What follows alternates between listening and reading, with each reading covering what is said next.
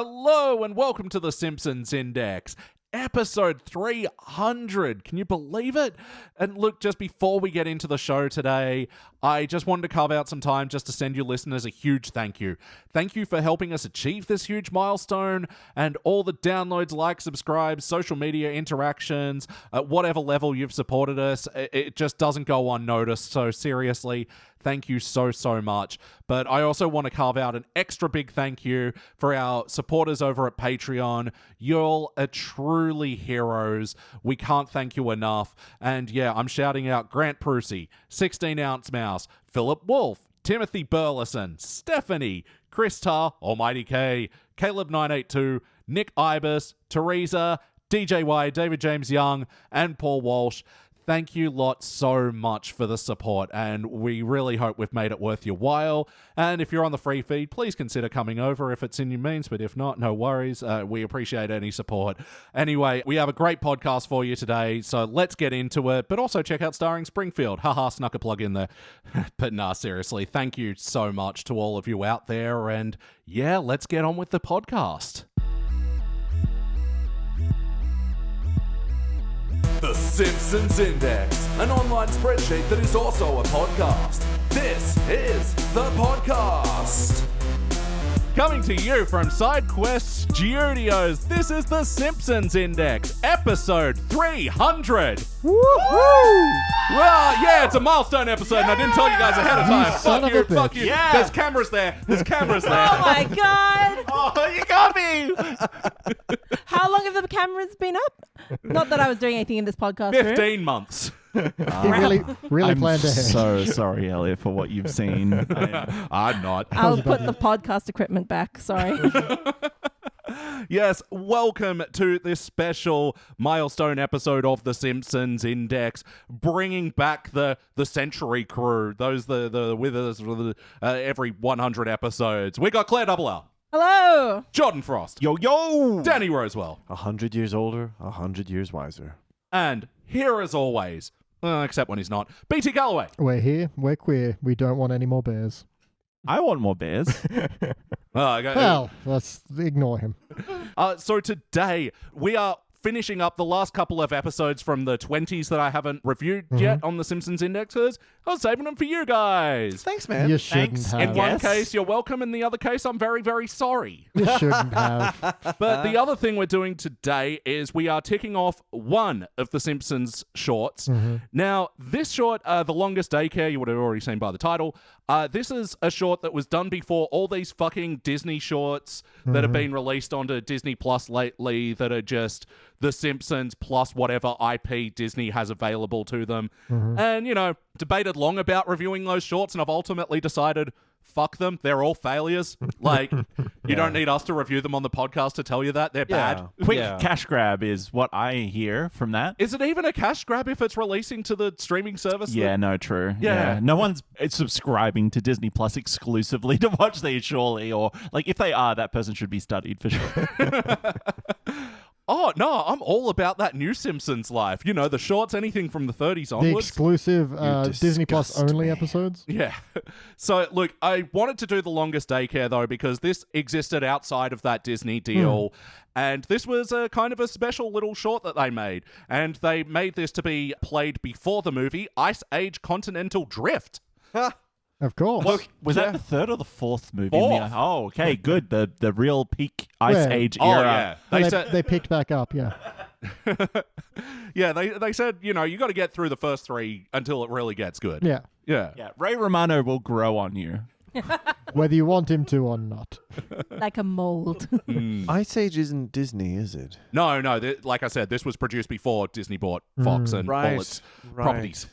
Pay attention, Dan. Jesus Christ. Scared the shit out of me. Now, the one thing we lose with this watching of it is that this was produced to be screened in 3D theaters. And seeing as though you guys couldn't come up with a 3D TV for me for this short notice, no. Man, when we were in 3D TV was going to be the next big thing. Like, that was like, ooh, Avatar was meant to usher in a new era. The future is here! Okay, but we've all seen that hack where you can use like an iPhone and a box and it turns into like a hologram, right? We should have tried that. Oh, really? Yeah. You know, all TVs are three-dimensional. What? Look, shut Damn, up, man. Mr. Shut the fuck up. Yes, you are technically correct. The best kind of correct. Yeah, because I think we've moved on from 3. We've now got 4D. We've now got like the 5D cinemas or like 4DX. Like Mhm. We need Cinemas vibra has. chairs and, Yeah. and Oh, it spray. goes right up Yeah. your ass. It's great. I feel like you were at a different X theater. Yeah, like when Mickey's 17, I could really feel it in my prostate. It was amazing. It was so good. Anyway, so we just watched The Longest Daycare, first released in July of 2012. It was directed by David Silverman, written by James L. Brooks, Matt Groening, Al Jean, David Merkin, Michael Price, and Joel H. Cohen. Okay, come on now. That did not require 6 writers.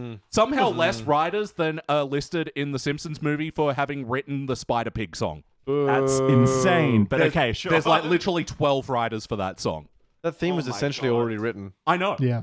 Someone's like, okay, so we start with Spider Pig. What's after that? How about you say Spider Pig again? Fuck yeah. Writing credit. Does whatever. What does he do? Spider Pig does, I guess. Oh my Third God. writing credit. So yeah, just quickly, this short, it was first announced at the end of Lisa Goes Gaga. That's a fun bit of history. Mhm. Oh, that's all right. everyone loves that episode, right? Mm-hmm. Famously. Check out our review with Sheridan to see how much we loved it. And its first TV airing was actually in Australia. Really? It was one of Oh. the times where the time difference thingy worked in our favors, and we got to say we broadcasted it on TV first. This depends how you define favor. Yeah, eat shit, New Zealand. You don't get it. We do. And it aired prior to the episode Hardly Kirking, which we also reviewed, which is the one yeah, where Milhouse yeah. pretends to be Kirk. Oh, yeah. Anyway, hey guys, what'd you think of The Longest Daycare? Yeah, that's Yeah, fine. it's fine.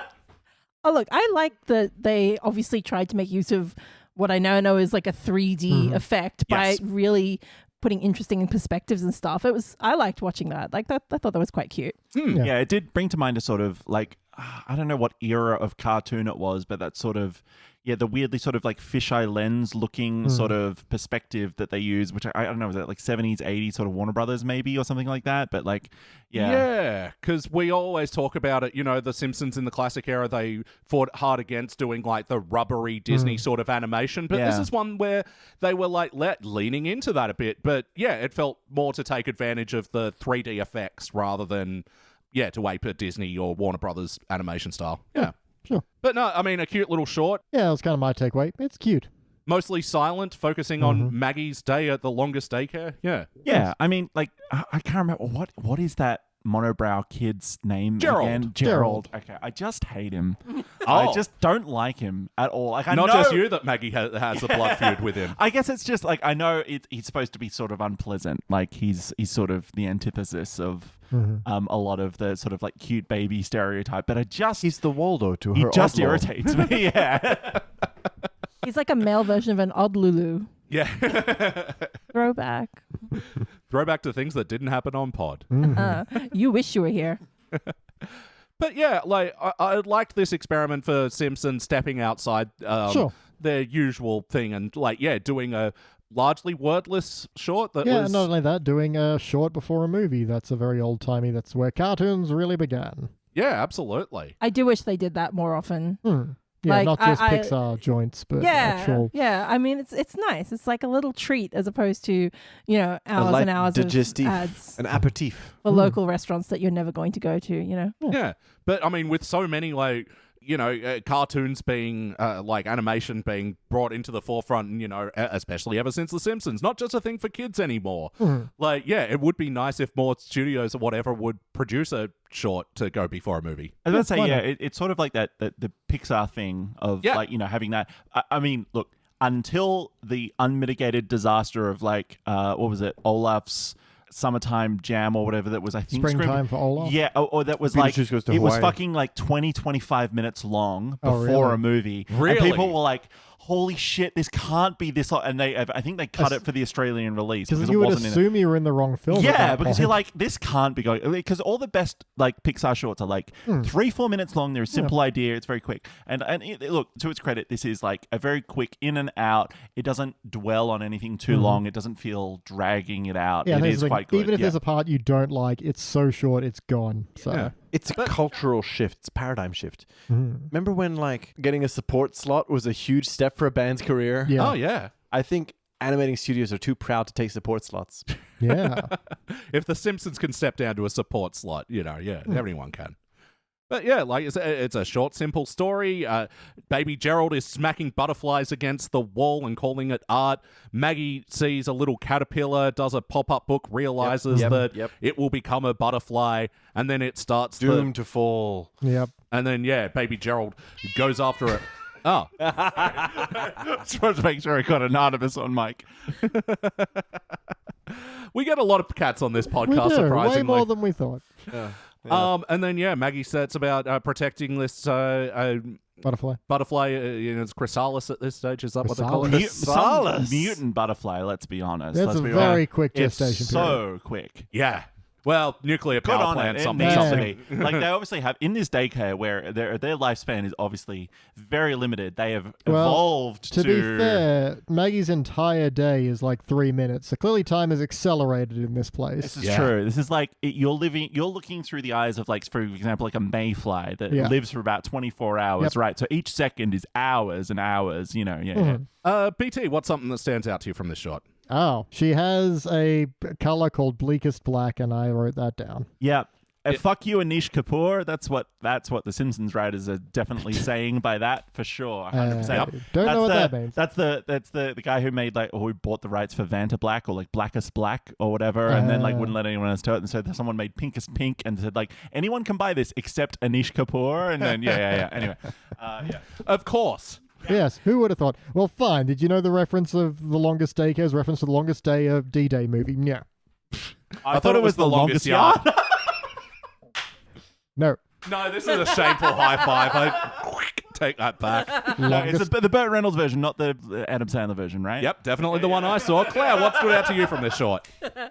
Well, look, like you said, now that I know that it was meant to be 3D, a few scenes make a lot more sense. Yeah, like the weird lice situation right at the beginning. So when the babies are all getting checked for their, head lice. Doing a security screening in a daycare. That was America. Aye, crazy, right? Ay, caramba. I bet they because actually it was do a lice detector, not a lie detector.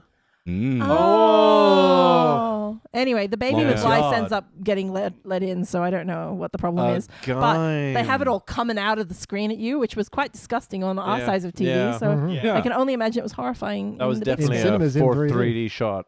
But yeah, as bleak as the security screening was, I like the whole, putting the baby keys in the tray and having that. That was cute. And then there was a sign gaggle, often wrong technologies. Yeah. Not bad. How about, yeah? No, it's just sort of undercutting what they were doing, though, right? Mm-hmm.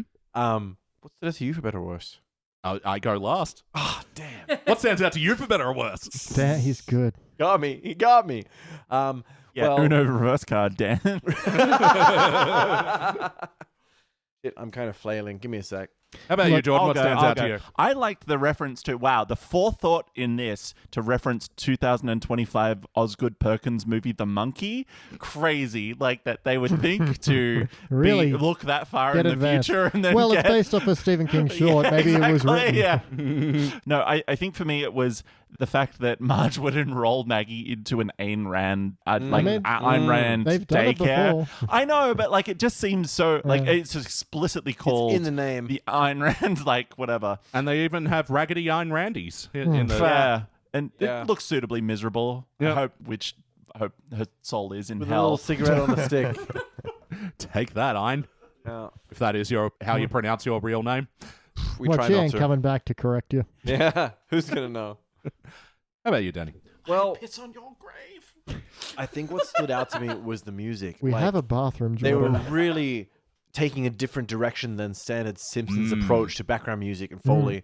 They had a very sort of, it says Disney, but in my head, Merry Melodies even, and Looney Tunes, and Very symphonic. Yeah, the symphony is really orchestrating the momentum of the scene. Oh, with the intro as well, with Maggie's face and the thing, and very merry melodies. And, yeah. the actual the visual joke of the little kindergarten daycare symphony orchestra that the little in the little tux the little boy is conducting and everything. Yeah, that was very cute. So I quite liked that they were doing that. It's very different directions. They leaned into it a lot. I haven't heard that sort of musicality since the early seasons where they had a lot more thematic elements, transitions and montages and things. But I did feel like they were really pushing a little hard for Maggie to have a theme that it kept coming back to. And I mean, it's fine. It's fine. It just felt a little heavy-handed, a little like, damn, we're making a point. Mm-hmm. Yeah. It's hard to push that in 3 minutes, I You're guess. saying it could have used more music inspired by The Longest Day, the 1962 war epic? You know what? When they do the war montages and have the war themes going, Maggie, all through that... yes, absolutely. That'd be huge. Which war? The second. Longest one. The best. Not the great one, obviously. The one where they really hit their stride and got all like the characters and the villains they say especially. often the sequel is often better than the Yeah, original. because they've learned from them that, what they could have done better and really No, got you got to nice. get through World War One, but trust me, World War Two totally worth it, bro. By the way, guys, a standard butterfly chrysalis is between 5 and 21 days. That Good is to the know. longest daycare. Yeah, that's the longest. Marge forgot to pick her up. Still, Yeah. Yeah. 5 days. That's quick. That's for like a shitty moth. Hey, moths are beautiful. They're Oh, like not the butterflies 5-day wearing ones, though, pajamas. man. The 5-day ones are pretty ragged. Only those lunar The ones. buttons are So- done wrong, so the 5-day one's like, you got any lamps?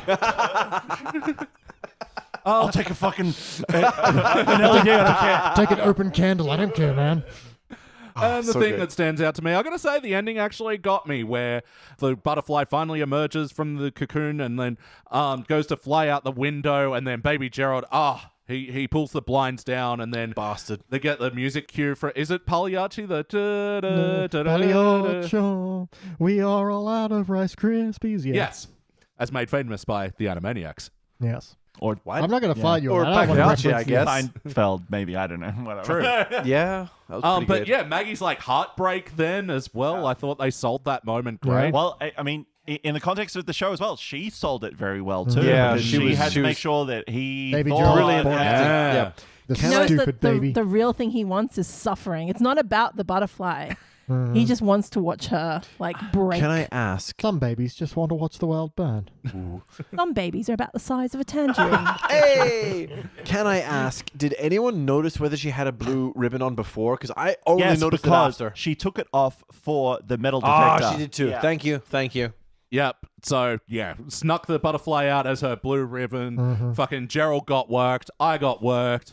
Delightful little short. Hey, can I tell you something completely off context? No. Right away? Off context on this show? Yeah, for sure. Tangent. Did you know, if someone was like, oh, that's like a blue ribbon, horse or whatever, Yeah. or whatever. It's not ribbon like RIBBON. Piss It's off. What? RIBAND. Blue Piss ribboned. off. What? Ribboned. Really? Yes. Yeah, it's What? not. You Google it. Fucking Oh, I will. prove me wrong. What? It's not. But what 'cause about I- blue ribbon ice cream? Yeah, well, that's different. Why do they get a literal blue ribbon then? Yes, I know, but if you look up blue ribbon, RIBAND, that's like in terms of the terminology for someone that is like top tier, top shelf, whatever. Fucking So Berenstain weird, Bears because I shit thought it over was here. like this is a myth. This journalist got it wrong. I'm gonna write a letter to the editor, but no, they were right and I was wrong, and I felt bad. Man, you're writing a letter to the editor age. No, I mean Old that's man for shakes comedic fist at effect, cloud. Claire. No. We started the Simpsons Index when we were all get drunk and have a good time on a podcast. Now we start off Now talking we about our are various drunk medications. on a podcast. All We're right. still miserable. So it seems to be, once again, it's across the divide of if you are in the United States, it is, ribbon, because you don't want them saying riband. And if you're across the pond in England, it's riband. But the blue ribbon is an unofficial accolade given to the passenger liner crossing the Atlantic Ocean in regular service with the record highest average speed. What? But also, you don't want to say ribboned because it might sound like ribald, which is a dirty term. Any other Is notes this a about Pull this? Toys thing again? Oh, okay. All I've got underage final children thoughts. club after 8. It gets a little blue. Blue riband. Blue riband. The little part after credits, where it says, no butterflies were harmed in the making of this episode, but a Yeah. couple of kids got banged up or something. Yeah. Not bad. Well, which one? Which two do you reckon it was? It's fun. Oh, They- they weren't even on camera. because everyone was animated, they literally had to go out and find some children to hurt, so that part was accurate. Yeah. No, it's a terrible strain on the baby's wrists when they're animating the show. It's just like one of the animators got really upset and just like, Yeah. Any other? Look, I mean, also, this episode does look quite nice. They use the Yeah. 3D effect quite well, especially when Maggie opens up the pop-up book. It looks great. Yeah, that was gorgeous. Pop-up book. and I was about to say, her Pop, pop, sort pop. of disorientation of being dropped in this sort of weirdly sort of like sterile Dank hallway urine soaked and watching hellhole. her mother sort of like, and it's all like very The fisheye distorted lens of it. and like I think And then the her animation hair, is quite like good. her hair brushing on the roof as she goes through was through the fire huge. exit It was sign, great. yeah. Do you think the book title Goodnight Cocoon was like taking a shot at Goodnight Moon, where it's like it's not a Definitely. novel, No but it's question. also not a poem? Like, Yeah. what is it? Yeah. Yeah, Yes. that was a parent Not a novel, writer not a getting poem. some. So two good. bites at the cherry there for the Simpsons after that Christopher Walken. Yep. Yeah, true. Good night, Moon. All right, it's time to rank this thing. On the Simpsons Index, we rank using a 6-point scale, which starts down the bottom at failure. Maybe if the episode was just meh. You get a participant, but for the positive rankings, you got okay bronze, good silver, excellent gold, but for the best of the very best, you give Blue cubics ribband. cubic ribband. I'm going to go first. Let me show you how it's done. Yeah, look, I mean, it's the kind of thing when using the same ranking scale to rank shorts and episodes, and like when we did the Tracy Ullman ones, you know, it feels like a different thing. Like, I'm not rating this against a Simpsons episode, Yeah. but for what it is, I'm actually going with the gold because I think they did quite well with this. I don't think it's like go out of your fucking way, you got to see this thing, but like, High roller. Someone's invited to the VIP lounge. getting the ball rolling. How about you, Danny? What are you reckon? Man, I'm really indecisive here. Glad I shot to you next. Right? Yeah, I'm sorry. I'm Change it sorry. if you want. Yeah, go. You go. Silver. Silver. It's cute. It's fun. It's brief. You know what? This reminds me of, I can't remember, it was in an episode that we reviewed where it was like Maggie's little Disney adventure or whatever. Yes. It was like a little Yeah. side story. It reminds me of That's that. And I think I had a bit more fun with that one. I know this is only supposed to be 3 minutes long, but like this is, silver for me as well. It's fine. It's pretty good. It's got some fun ideas, but it's not like worth like seeking out. Yeah. Yeah, I was going to go silver as well. Basically all the same reasons. Like, it's very cute, and I actually liked it more than I expected to, but I wouldn't call it excellent. It's good. Fair It's good. enough. Danny. Damn it. I think I'm going to go bronze.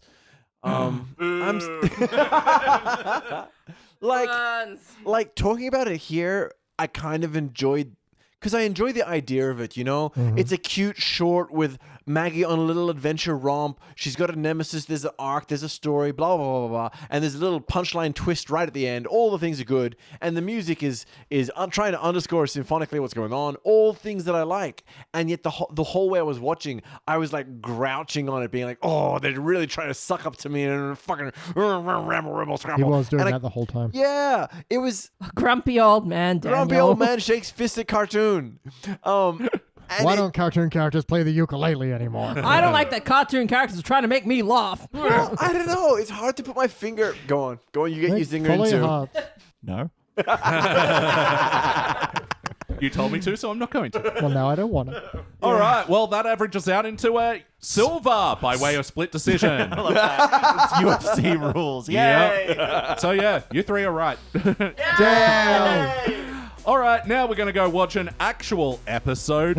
Or is it? Dun, If dun, you can dun. call an HD episode an actual Now, episode. Jordan.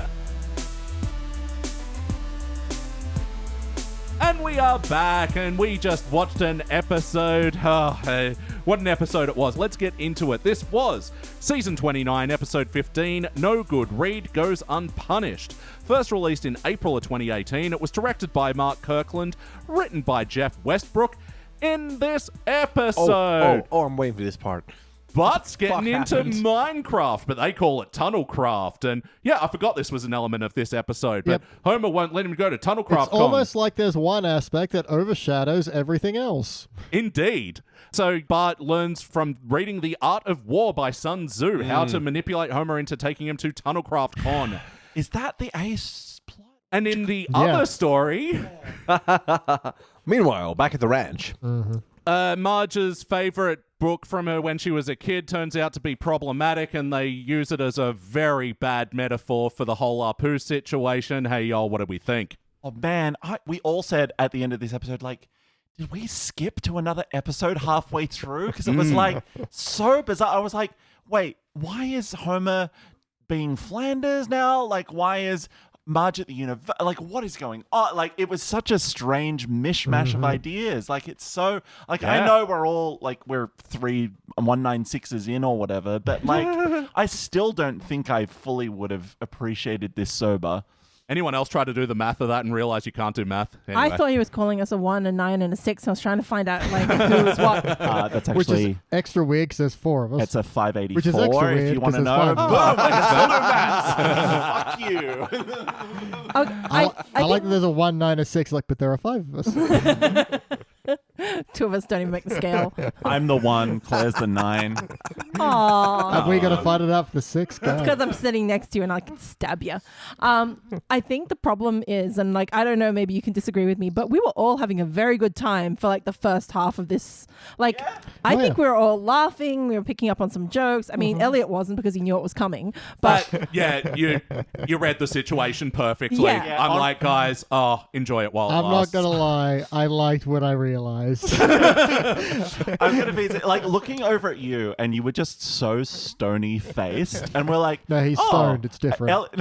Actually, But, not today. I was like, did I maybe I insulted Elliot in some way because he just doesn't seem to be happy or something? Like, I was like worried, but then I realized what was happening, and fair call, dude. Look, because like when I think it was the last time we gathered here to review some episodes, and I was holding off on doing those select Apu episodes because especially at the time, it was Such a hot issue and really. I honestly hard to just talk didn't about. want to seem like I was engagement baiting either, and Fair. also wanted to delay it as long as possible. And this was also the situation with this, in that I wanted to be a bit distant and also see how the situation was playing out. And still, as of recording, they have not brought Apu back on screen. Like, he's been in crowd shots and such, but yeah, as far as this episode goes, that one little bit with him and the octuplets at TunnelCon was the last, like, significant on-screen Apu appearance, as well as fucking Lisa barreling the camera and doing that goddamn speech. Wait, so are you saying in like what 7 seasons, 5, 6, 7 seasons since there's just been no mention of Apu, no on screen, no nothing? Are we talking a hard Holy nothing? shit! I love Wow. nothing. Look, So- the reaction to this episode was severe. Like, and This was the goodbye then. And if, Essentially. my history knows it well enough, there was, kind of let everything cool off, and then Azari eventually just said after maybe a couple of years, I'm just not going to do the voice anymore, and that has been the end of it ever since. yeah, and unlike a lot of characters where, they had white actors voicing them, like, they have replaced them, but yeah, Apu has not surfaced since. He's been in a couple of crowd shots, but yeah, this episode where they do that little visual gag with the octuplets forming a Minecraft couch, that's the last significant thing he's done on screen since. Wow. I really have to ask, was that actually a Dan Rad cameo? Guest star of this episode, Daniel Radcliffe. I am sorry, Dan Rad. Like, you did not deserve that episode. Yeah. Look. To be fair, This if was he got he nonsense probably got episode. like 200K for doing that.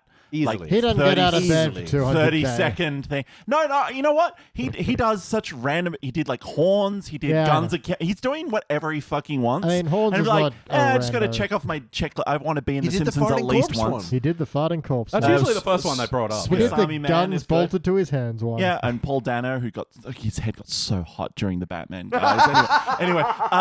Anyway, yeah. Look, I think he's probably just being like, you know what? I liked The Simpsons as a kid. Let's just fucking check the list off. Let's do it. I'll do whatever for whatever money. He did a guest spot in that episode Diggs where Bart gets into falconry, yeah. and he was the weird kid that was into So falconry. I think that's the weirdest part about his cameo in this one is it's so shoehorned in. It's literally Homer turns around, bumps into someone, and goes, "Oh, sorry," and the guy goes, "No, it's fine. I'm Daniel Radcliffe. Why I'm is in he disguise." there? And it's like, Why? Why?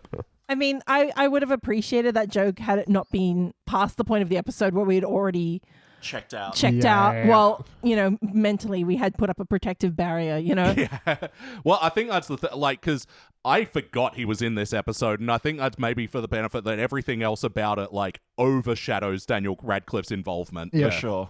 Hey, Elliot, can I just ask, have you even asked what did you guys think yet? Because I feel like we've just got peppered it so many throughout. thoughts that you haven't even had a chance to go through your questionnaire yet. What did we think?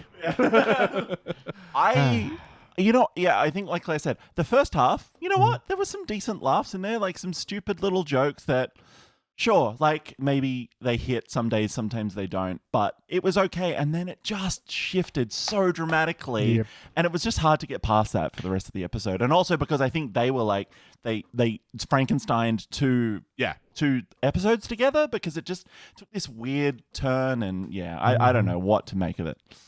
Look, There's a lot of I do like that every sentence gets going. Okay, hear me out. I really don't know how to phrase this correctly, but I think the problem is the writers wanted to say something and they couldn't actually think of a way to say it that clearly articulated that point without them ham-fisting a speech into to basically be like, what are you bitches crying about? Like, old stories of the time. Like, and essentially going, this is your fault that this guy's not going to come back on screen. Sorry. Dan, do you want to I was going to say, what the fuck were they going to say? What were they trying to say in this episode? I mean, the thing is, it is a valid point to say things are of their time. And then sometimes, it's not about going back and editing things all the time because you can't. It does take the life out of the story. However, the problem is they're like, well, that's, what makes it good and they should still be valued. No, unfortunately, sometimes it's not. Although using the secret garden as that is kind of a weird choice. I was just going to say, like, you're saying, like, if you like the secret garden, you're just as racist as us. So, take that, I don't know liberals. this book. Is that... I love the secret garden. Look, I think it was Have a you mix. read it Oh recently? my Is God. that Enid Blyton or something? No. Treatment Edith Piaf. To be honest, I think it was a mix of, there's another one called The Little Princess and also The Secret Garden, which I think is also sort of like Babar coded as well, in sort of like a very colonialist sort of. Yeah, it had an all-white rich cast, and they were like all in white, a- and they were all rich. in a sort of a developing country, that kind of thing, where like Right. the in quotes savages and stuff, Yeah. and like they are servile, but like that quote of they're servile by nature as well. It was like, ooh, gonna write notes about this. Yeah. Okay, like the secret garden, just to give a really quick overview, is English girl is living in India with her parents, again, colonizing, and they've got their ayahs, which are their, native servants, and they're looking after her all the time. And because they're paid so poorly or not paid at all or whatever, like she just makes them do absolutely everything. They dress her, they look after her. She's never actually looked after herself at all, and she's about 10 years old. And then a sickness goes through. Everyone just forgets about her in the house completely because nobody likes her. All the servants that they have run away because they hate those people, and her parents are dead. And like she's left in this house by herself until some people come in and find her. Until she slowly starts to death. It's great with the Till she fireflies. becomes a garden. But like she's, bitchy and, like demanding and horrible. And they're like, well, you only have one relative, and they're in like... The white people are the bad guy in this story. Well, kind of, yeah. It's showing, like, this is the thing. I was like, why is this the option? Because it's showing that her complete reliance on other people and, bossiness and everything was actually really awful for her. Like, she's grown up to be really horrible. And she ends up going and staying at this mansion that of her uncle, and essentially left to her own devices, but in a very different way, which is, what do you mean you can't dress yourself? I'm not dressing you anymore, because she's got now like an English or Yorkshire maid and all that sort of stuff. But she's dependent. She has learned dependence on her. Yeah, and so she has to quickly learn independence, and also discovers empathy. Yeah, and because she finds out there's a little boy in the house that's been sort of locked away because he's crippled and his father's ashamed of him, and all this other sort of stuff. And she learns empathy through him because he's also super spoiled, and because he's been sick, he gets away with everything and uses that and wields that power really unfairly. And these children, by discovering the secret garden and coming into contact with a young boy from Yorkshire who loves, nature and stuff like that. No, say nothing. I'm thinking of the Community, the Secret Garden Yeah, sort of no, style. it's unrelated. Unrelated. It's a maze. Shut up. I love it. And through that relationship and learning how to care for other things and care for other people, they all grow up to be much nicer children, and healthier as well. Like their good personalities come through the healthiness of their bodies, and that sort of is mirrored. So look, there is a lot of phrases and references through that are I've got to say, of their not time. to interrupt your role because you're in a good thing, but Man, just listening to you talk about the Secret Garden, already I've got a better Simpsons episode lined up. Yeah, Good to go. But that's the thing. It seems like a really weird choice because there are. They could have used Tintin, and I fucking love Tintin too. But there were some racist ass Tintin books that they could have easily used as a much better. I loved this when I was a kid. That kind of. And then you go, oh wait, no, these are actually very horrible caricatures that are not good.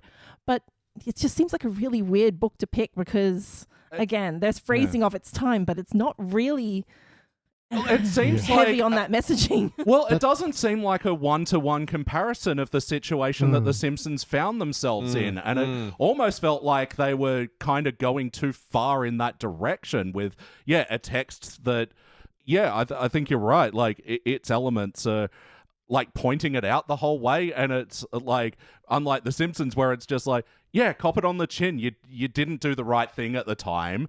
And because that was the other thing about this is, like, after the episode aired, like, fucking Al Jean just went on a tear on Twitter. And because fucking X is garbage now, well, yes. I found it the Everything app. Please. I found it so hard to go back and find some of the old tweets, but I did screenshot some at the time that I was able to find. God, please. Yes, you've got references. Tell me. He's got receipts, people. He has the receipts. Only a couple, but there was one in a reply where he goes, respectfully, Hank Azaria won an Emmy for voicing the character in 1998, only 20 years ago. And someone named @DerekJDJ said, and Hugh Griffith won the Oscar for wearing brownface in Ben-Hur. Not a defense. Al Jean replies, no, I'm just saying Lisa's statement was factual. And then hold on. I reply to this. Sorry. Yeah, go. Al, maybe you should just give people your honest personal opinion on the matter. The answer that was in the Simpsons episode has ability to be interpreted in different ways. So, Al Jean, what is it that you are defending here? What do you want to say? To which he oh shit! You got a reply you? from Al Jean? Oh my god! Fuck yeah, Elliot! Sick. That means I'm closer to Kevin Bacon because of you now. Thank Yes! Yes! He doesn't know me. Anyway, he replied, I was bullied as a kid and I hate bullying and I'm very sorry if we aided bullies, but this was bullying too. What? Which he quote tweets someone that said, glad you spoke your mind. Now you prepare for the onslaught of you're not a true Indian because you disagree with an Indian type replies. I had a few tell me I'm too light to have suffered racism, so much hate because of an opinion of a cartoon. Fucking so, hell, dude. like, Al Jean just went into ultra defense mode, and this is just a small portion. Like, there was an exchange, I couldn't find it, between Hari Kondabolu, the person who made the Problem with Apu documentary, and Al Jean, where he was just like, come on, man, you just basically gave me the middle finger here. I was trying to, like, open up a dialogue here and you're, like, shutting it down. And, like, Al Jean just went on a tear that night and, like, would eventually come out and apologize and say, look, we're going to try and find a proper response in due time. But they have not. Let us think about things, guys. And look, can I just for clarity as well, Hank Azaria didn't win an Emmy just for voicing Apu, right? Like, he voices tens of like characters on the Simpsons. Like, he's a multi sort of disciplinary. Like, he's pretty decent at what he does. Like, it wasn't just Apu. He's got other voices he does that are good. I don't know specifically what Emmy he's talking about. I don't know if you win one Emmy for your many voices. Yeah, I was gonna say I don't think you get an Emmy for one. You get one unless it's like this is why you win. It would be like, like special guest star or like supporting actor. Yeah, exactly. Yeah, but one of our people that we like to quote in this is this reputation justified? Is this reputation justified? The former Emily Vanderwerf, who what's a Vanderwerf? She now goes by Emily St. James. What's a St. James worth? Boo. In her review said, this was a stupid way to respond to the controversy. Yeah, I think she's right. You know what? I agree. I was just going to say as well for context, obviously, the author there sort of talking about is Frances Hodgson Burnett, who wrote The Secret Garden, A Little Princess, and Little Lord Fauntleroy, which are obviously... But these are all, like, they were written in, like, 1880s to, like, 1910s. Yeah. So, like, it's a very different context. And so, yes, like, they could have made a good point about, like, taking historical text, I guess, in the context of which it was written, and then talking about, like, okay, like, what have we learned since then? That kind of thing. Like, how would we describe this in, like, sort of today's context? But they just were so defensive from the get-go. It's so, crazy that they were like, we need to defend, like, you people are being mean, and we need to defend against this. Like, Yeah, look, I mean, I can understand to some degree the idea of like the artist in question feeling, incredibly attached to their work and getting offended or getting upset.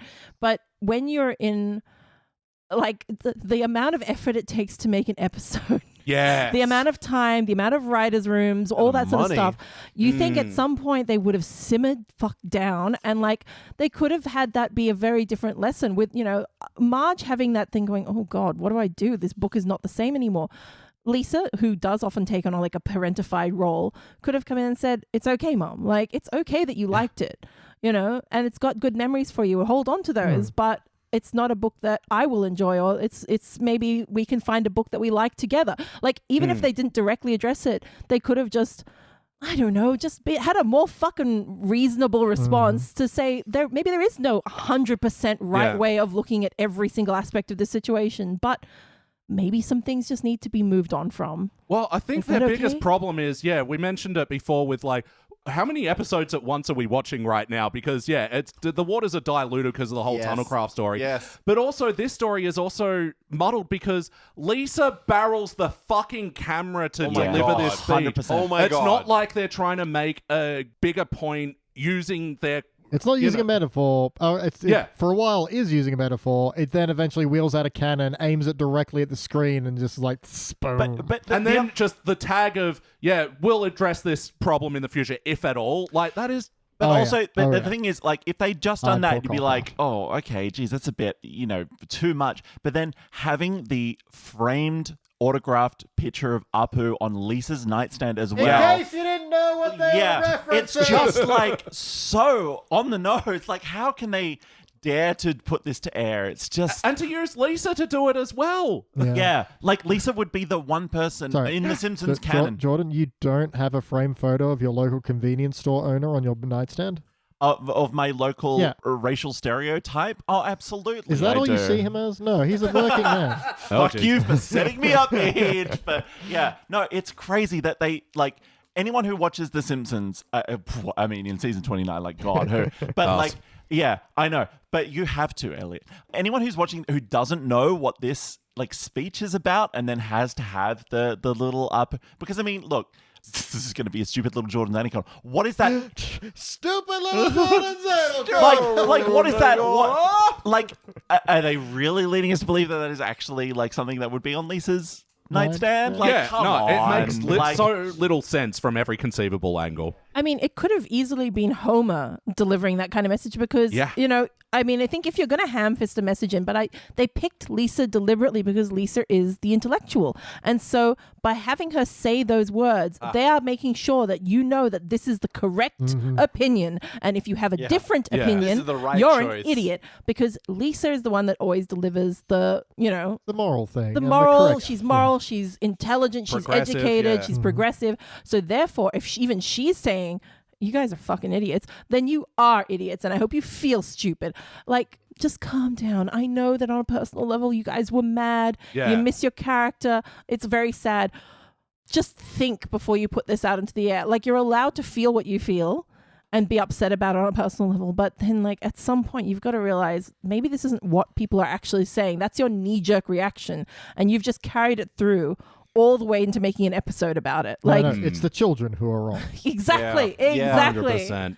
And look, the fact that in 3 years they would replace all the white actors who were voicing characters of color, like that, this doesn't hold any fucking water because you guys had essentially admitted, we fucked up here, like from that action. And I think this is a separate sort of larger scale topic, and my thoughts, I suppose, on this whole, can actors who are, not neurodivergent, not that particular race, not, play these characters? I think we have to remember the context is a society that doesn't let those people play any fucking characters. It's not being made in a vacuum. Exactly. Where everything's even. It's, if you're saying like, only, people who are specifically fully Indian should play fully Indian characters, you can't have anyone that's even Sri Lankan or half Indian or anything. That's shit. Like, okay, Be on The Simpsons. you'd never be on The Simpsons. But like, Clearly, the point of acting is to pretend you are someone you're not. well, yeah, but Yet, the context of the society that we're in is those, the people that are Indian, that are Chinese, that are Japanese, that are African, are not getting lead roles. They're that's not it. getting, There are millions, millions of hero desperate roles. actors who are looking And they for these overlook them opportunities. completely because they don't have the Hollywood look, i.e. white. And so there's this big push of saying, well, if you're going to fucking put a brown character in, at least let them play a brown character because you're not letting them play any other fucking character. Yeah. And Give them a so fair go. this is the Australia. issue. Like, exactly. It's an fair go, equality mate. thing. Fair go. I'm so glad that you, as like the sort of like the only sort of like mostly white person on this podcast, Latte colored. Let's get into the questionnaire. BT, for better or worse, what stands out to you from this fucking Sorry, Elliot, really quickly. How long have we been recording for so far? For this episode, about 20 minutes. Fuck. Oh God. I'm so sorry. This is going to be a long one, isn't it? Yeah. But there's a lot to say as well. Like, you can't. Yeah. It's I not mean, just the episode fucking in hell. this one. You knew what you were doing when you showed this to us. Yep. That's why we only allowed a quarter of another episode. That's why I laughed when I realized what you were doing. I mean, what stands out to me is the most obvious cannon aimed right at the screen. It's unavoidable. It overshadows everything else. Look, I mean, just to throw the rest of the episode, it all starts off pretty well, but then kind of forgets what it's doing. There's a kind of an issue where Bart's taking advice from the art of war, but is ultimately none of his lessons ever translate to direct action. It's more quoting something, but then just doing a thing. Yeah. And also, why? The motivation behind it? Yeah, it's not great. Yeah, I wasn't clear why Homer was Yeah. like not allowing him to go to Tunnelcroft. Yeah, I might have missed that. Oh, Yeah. actually, I was more clear on that because, he's like, don't spend money. And that could have been a Yeah. very easy thing. But I was less clear about why Bart wanted to enact war on him. Like, they have had much worse situations. How does this achieve his goals? Yes, exactly. Very, very odd. It wasn't fully explained. And playing Sun Tzu in that little fantasy was Jimmy O Yang. I don't know who that is.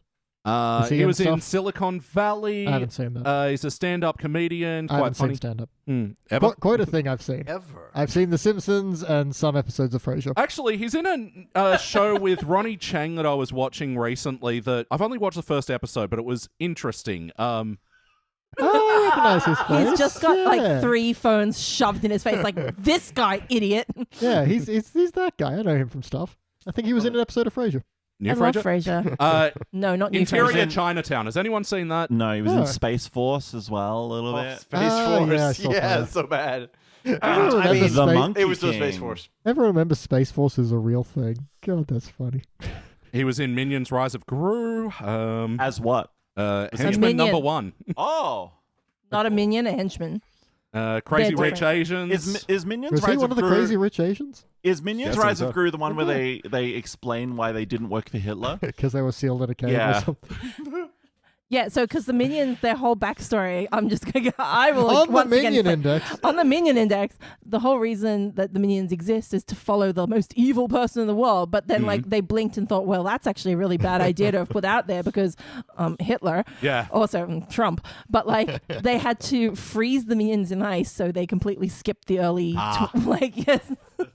Which, to be Yeah. fair, Actually, they thought yeah, of it. good idea. Good save, guys. You Instead of just nearly being fucked like, up. and we're not going to talk about who they followed from the 1920s. I can't onward. believe the Simpsons need to take advice from the Minions of how to get around a hot button topic. Oh my god. Just freeze a poo in cryogenics. Anyway, to get back to your question, Elliot, what stood out to me is ultimately this weird little switch between, because for a while they are actually pushing a pretty good way of approaching this, where Marge finds a book that she wants to read to Lisa because she loved it when she was a kid, and it's just like, oh, this is a little Yeah. these days. But then it kind of that direct to camera bit stands out so much because it is the exact opposite of what comes before it in that storyline and what comes after it. Because what comes after it is Marge going to like meet some scholars, and they're like, start off with being like, yeah, look, it was written when it was written. What are you going to do? Like, that's the way it is. And I have heard amongst the Simpsons, whole hype about the problem with the poo thing.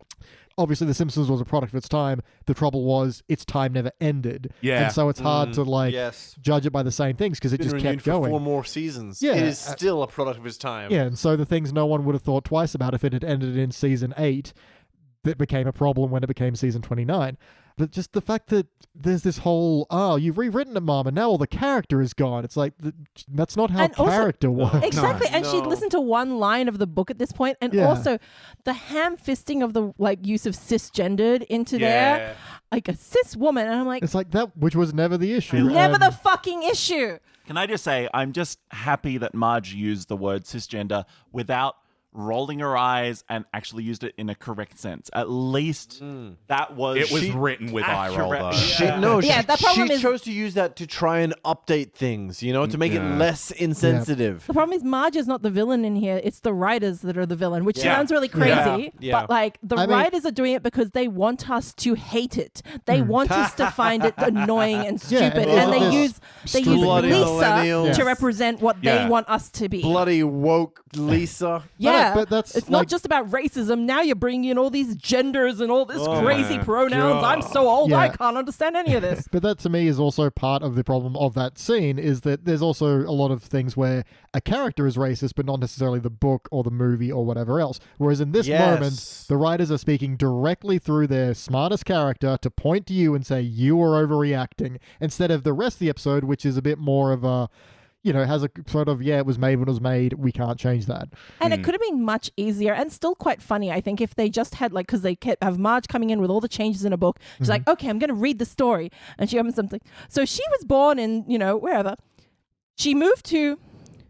And everyone was happy at the end. And she goes, well, there's nothing left, really. And it's like, that's when they could have had a conversation about going, it's okay that you enjoyed it. It's Because okay as you were if it's saying not ready about anymore. the Secret Garden is the fact that it's a child who does start off terrible but learns to become better. They're not saying the book had that change, though. They're just saying it has these little things that you're all overreacting to and it's your fault. Yeah. Look, I don't want to be... Be playing that guy. devil's avocado here. But I love avocado. the fact that And devils. they make a point of... That's called Marge has worked so hard to try and rewrite this book To make that you all she's fuckers she's happy. stayed up all night because Lisa makes the thing like Mum, have you had any sleep or whatever? Because she's had to work so hard to try and make this thing fit in today's sort of ethical, moral sort of viewpoint of society and everything like that. In that, I do like that they at least are like, okay, a lot has changed in 100 years. We need to acknowledge that, and things are going to be different. And I think they still think they could have gone a different way about it in terms of saying you have to view this in the context of when it was written. But I did like the fact that they did still somewhat acknowledge the fact that look, ethical and moral virtues have changed a lot in the time And will being. change more. The way absolutely. they went about it ruined their own point, and I feel like one of the bigger, of course, the barreling down the camera sucks, but then one of the greater offenses as well is then when Marge meets up with the authors in the last scene of this story, they're like, how do you deal with this? It's like, we just get drunk, and it's just like, well, this is the fucking cop-out. Cop-out. Which the real Absolute response cop-out. needs to be the way I deal with Lovecraftian problems. He's dead. It's really easier when they're dead. What was this cat called again? I don't know, and I'm not going to find out. Good Lord. If you say Danny, it what stands out to you for better or worse? Look, no pressure. Yeah, I know. And I did have a good one a second ago, but then you said Was it Grandpa's song? I think He's we got all... his hand up. I was going to say, I'll steal Danny's one and say it was Grandpa's song, but I assumed that was what was going to be because you were quite pleased with how that went. He chuckled, and it was a lovely day for all of us. I like that bit. Yeah, look, for a long time they've been trying to recreate the magic that was Tied an Onion to my belt with Grandpa doing, the overextended joke, and they do a version of it here with, we didn't have screens in my day. We used to entertain each other with old-timey songs, and he talked about... Songs about depression. Yeah, exactly. In the depression. And you know what? This one also worked for me. That probably was my moment. Now that he's pointed it back to me, I was going to try and find something high-minded and political. But I could have watched that for 20 minutes. Daniel? He's right. That was really fun. And I don't know, they didn't get sick of it. They just sort of panned away, and he could have kept going. I like that you picked it from the start. That he's just going to keep fucking going. Yeah, and he I is. was I don't know, the lyrics were fun and with the Again, throwback to, I think the thing we've talked about last in parody songs, they can't be slow moving. Yeah, this one was quick, It's got a lot of pep. and it was it was quick. The lyrics were fast. You caught it, and then it kept going, and it was funny. He's it was right. And that's the thing. And remember, we're looking at it again through the lens of the season 29. We're not expecting much. Well, It's of its time. It is of its time, unfortunately. And there is a lot of this episode that I do have problems with. But it's nice to see them sort of lean in and enjoy the moment, you know? I think my problem with a lot of their songs is that they over-enunciate and are very careful that you hear every joke. Witty thing because they're thought so of. funny and they're so proud of how funny they are. Mother, I have written a comical joke. God, in direct contrast to that Grandpa song, the Flanders doing the bluegrass goodbye, again, barreling the camera in the fourth act credits Yes. fucking Yes. bullshit. The I just Beverly Hillbillies exit. Again, that's what they I just don't understand. Like when I think of Flanders, I think of it's probably the moustache, but I think he comes from like Portland. Like I don't think of him as coming from the South. I Like think where is Portland- that idea Portland come came from? him, man. So you're saying it's cultural appropriation? Oh, absolutely. He is a hipster. Coming from hillbilly blood, I find that deeply offensive. He's like fighting against the hipsters by like becoming more Christian and conservative. I mean, his parents were beatniks, right? Like Yeah. they Yeah. weren't hillbillies. Like he didn't come from. The whole point of his character is he's like a born again. That's why he's extra religious and extra pushy with it. While we're in this moment, why did Homer decide to dress up as Flanders? Yeah, when I was saying feel before confused that here. it feels like it loses itself, is so Bart has total control over everything Homer does. Yes. So Homer starts behaving more like Flanders to annoy him, and Bart's like, no, I give up. And it's like, you control him. If you don't I'm want to go to lost. this movie, Yes. say you want to leave I and leave. feel like I missed a beat here, Yeah, right? There's it's a really- missing step. It's really stupid. It's one of Yeah. those moments where like I'm writing notes on my phone and I look up and I'm like, Different episode? fuck, did I Did I Elliot- miss a really important plot point? Yeah. Thank or, you, guys. That is very What? Okay, validating. yeah. That's vindicating. Mhm. No, There's like no sensical reason there. Did Elliot lean on the remote? I think this is the problem. They seem to swing wildly back and forth between over explaining every single fucking thing that they do Yep. and Yeah. then just doing the random shit, hoping that it will just come together somehow. And we you're need going, this to happen. Yes. You aren't going to ask questions because it's so momentum-y. because Bart misses Homer being his natural self, but that was never the fucking problem in the No. first place. It's What just are you so- talking about? It's so muddled because it's let's do the art of war, let's do Minecraft, let's do Yeah. Homer is Flanders now. Yeah. Let's also address the fucking problem with our poo. Like, Yeah, none of those are pick to a do with the big goddamn story. lane. Oh my god. Jordan, what stands out to you for better or worse? Can I do one quick joke one and then a real one? Why Not gonna not? stop No. you. Okay, so what stood out to me because it took me about 30 seconds when they were They at. stink. Sorry. Okay, Claire is just so really first- leaning away from him right now. He sprays a lot when he talks. I will talk Says you. gently and weird. Enunciate like a Simpsons song parody. Okay. Anyway, sorry, go. So they go to library first. That's closed. They go to Boccacino. Yes. And there's a character there, and I was like, that's drawn a lot like Jeffrey Wright. Is that Jeffrey Wright doing a voice actor? Jeffrey Wright, who you don't know, he was Commissioner Gordon in the 2022 Batman. Oh, right. He was in Okay. Westworld. He was Felix Leiter in Casino Royale and everything. So that took me about 30 to 60 Right, seconds that for me to guy. go, is that Jeffrey Wright? He was in American Fiction or something like Anyway, he's really in good. stuff. Anyway, he's really good, Stuff. and I love him, and I think he's a great actor. Anyway, but that was my joke one. Anyway, the real one is The Simpsons do this thing so often, and I guess I've never brought it up as like a real point before, but it's like it's something that is so common and irritates me so much is they always do this thing where they're like, hey, we're going to point out this thing that's like bad and naughty to do. And then we're going to do the same joke over and over Yep. again. And it's the bit where Marge is reading the Secret Garden Princess, whatever. There's the joke about like the Irish being like, hey, you know, and there's a cartoon yes. of the Irish boy being like, we're not stereotypes anymore. Yeah. You got to stop We're that. dull. You can't Dull-witted make and fun of drunk. us. That's Yeah. racist. And Yeah. then they Feeble-witted, just sorry. and then they do the joke of hurdy, and it's like The Simpsons. Do you understand? You can't take two bites of this cherry. You can Yes. either have it one way or the other. Are you inside of one the way pros is or the really cons? bad. Please don't do that. But the other way, then you can't have it both. Like Yeah. it just really irritates me every It time. comes down a lot to the old, if you know it's bad, why are you doing it?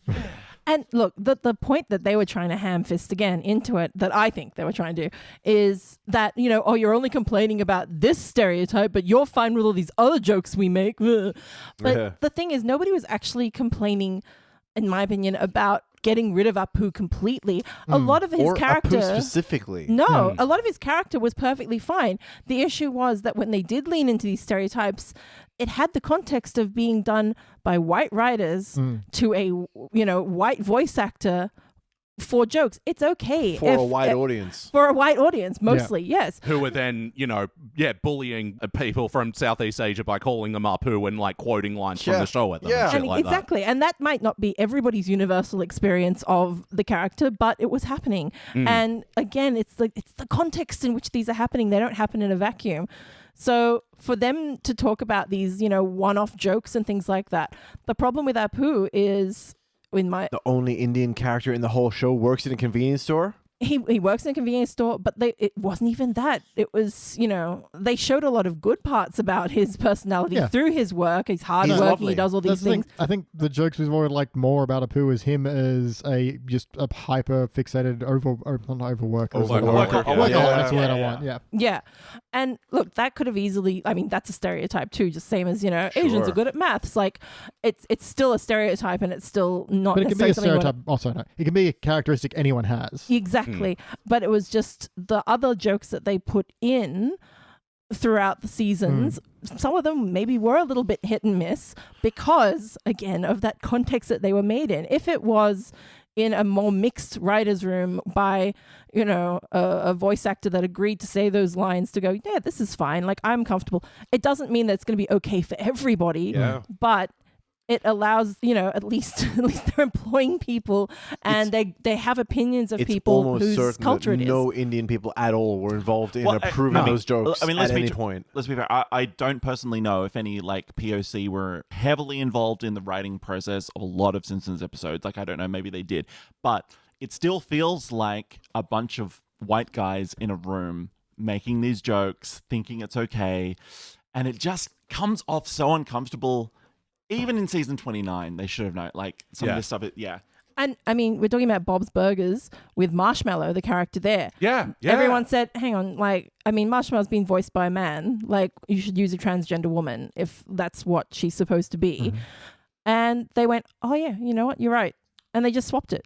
Yeah. And everyone was like, okay, cool, thanks. And the people said, well, she's not really a bad character. She's not particularly stereotypical. However, this is, if you're going to have a trans character, hire a trans actor because, again, they're not getting other roles. Yeah. They're not getting cis roles. And then when they debuted that voice actor, they actually had a small, very emotional moment in that episode, which was a lovely thing to just tag along. Because they could have replaced the actor, in the case of Jimmy Pesto, and just not make a deal out of it. But that they did it with a nice moment for, what was essentially a one-off, side character. It was a lovely gesture. Unlike this. It felt considerate. This is one of those, cut the nose to spite the face situations where they've gone, you've criticized this, you've pointed out that this wasn't great for everybody. Well, fuck you, we're taking your character away. They think they were right the whole time. Yeah. Yes, exactly. Yes, you in the back there. No, I was going to say, but this is just endemic of The Simpsons, though. It's not just about Apu. It's not just about the Irish joke. It's about, I think I made the same point probably in that episode we did last time about the bleeding gums son and everything like that. They do this point where they're like, haha, aren't we woke? Which I don't even know if they think they understand what that means.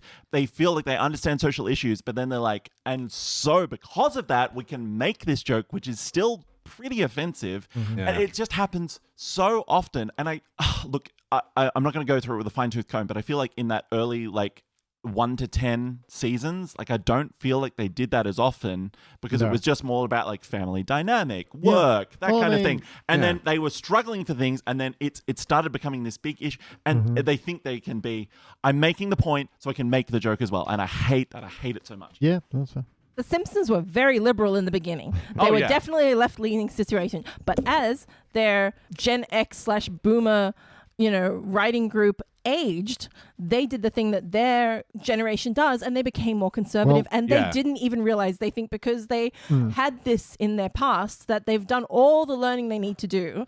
Yeah. And now they're not listening to anyone, and it's too far. It's just gone too far for me. What's weird, there's plenty of things from the early seasons that would be considered woke casting by now. So I'm pretty sure, back me up on this, Elliot, when they go to the sushi restaurant for the first time, all those actors are Japanese. Yep. Yeah. When they do the Sherpa episode where the murder horn and they've got the Himalayan Sherpas, they're Himalayan Sherpas. They actually did used to do this, and then at a certain point, I can appreciate the early days where you don't have a lot of voice actors. No one planned for Apu to actually be a recurring character. They just got one of their guys who's good at impressions to do one. Sure.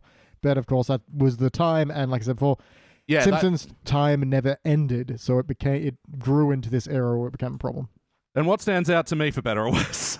Holy shit. This 7-hour podcast! This episode is so rich, Elliot. Thank you for bringing it to us, honestly. I'd describe it more as dense rather than rich. Pun. I like it. Luke, I'm just going to say it's funny timing being that a Minecraft movie has sort of given a big resurgence for that franchise, and that, we just happen to be reviewing this episode now. But it's kind of like The Simpsons are, okay, this is our Minecraft episode, and they're just absolutely doing the, Minecraft story's a thing. And even at Minecraft Con, I did enjoy the joke of, oh my god, these are the two biggest, best Minecraft streamers. They give such witty inside country. Dig. I gotta say, I kind of paid that joke a little bit. It is a bit like old man yells at streamer. It what really, the fuck is up with these kids watching these Minecraft It really streams? felt like, boomers don't understand Twitch at all. That was the joke. And it was like, yeah, okay, fair enough. Like, if you watch like a boring Let's Play video, but like there are some very successful, very funny streamers out there that have made a career out of it. Like, why wouldn't you parody that instead? Like, anyway. But no, I've also been, fed the Minecraft streams and just been like, this got 1.8 million views, and my fucking podcast is what the hell? And we work so hard. Yeah, we just aren't as funny. Do I need to do that TikTok thing where I do the split screen? Half of it is just a Minecraft stream, and the other half is a Simpsons review. 1.6 million you views. got Family Guy funny moments right down in the bottom right corner, and then you have Subway Surfers up the top third of the screen. Oh my god! Yeah. I've recreated Minecraft Subway Surfers in Minecraft. Yeah, and I'm pairing it with ultra satisfying videos of cutting cake or some shit. Yeah. Also, I'm the boomer. I don't want to extend the length of this podcast anymore, but I think you did miss out asking Claire what stood out to her. Oops. I'm going to keep this short. Pile of cats. There you go. Very good. Very good, yes. You're welcome, Elliot. I am so sorry. They just looked really comfortable as well. They looked like, this is a nice little just pile. Yeah, it's good. Goody pile. Cat pile. Yeah, I mean, that looked like a good-looking bookshop, and you could smell it in the drawings of that scene. Yeah, I would have breathed in all that rat feces or whatever it was. I don't know, something or another. It does smell all good. that nice toxoplasmosis. I did like when we were Love watching the cats. episode, Lisa's like, oh, I love the smell of old bookstores, and Shag's like, that's mold. And then the character goes, that's rat feces. And it's like, wow, he punched up Shag's joke in real time. That was a moment. That's a rarity, yeah. Smells good though. It does.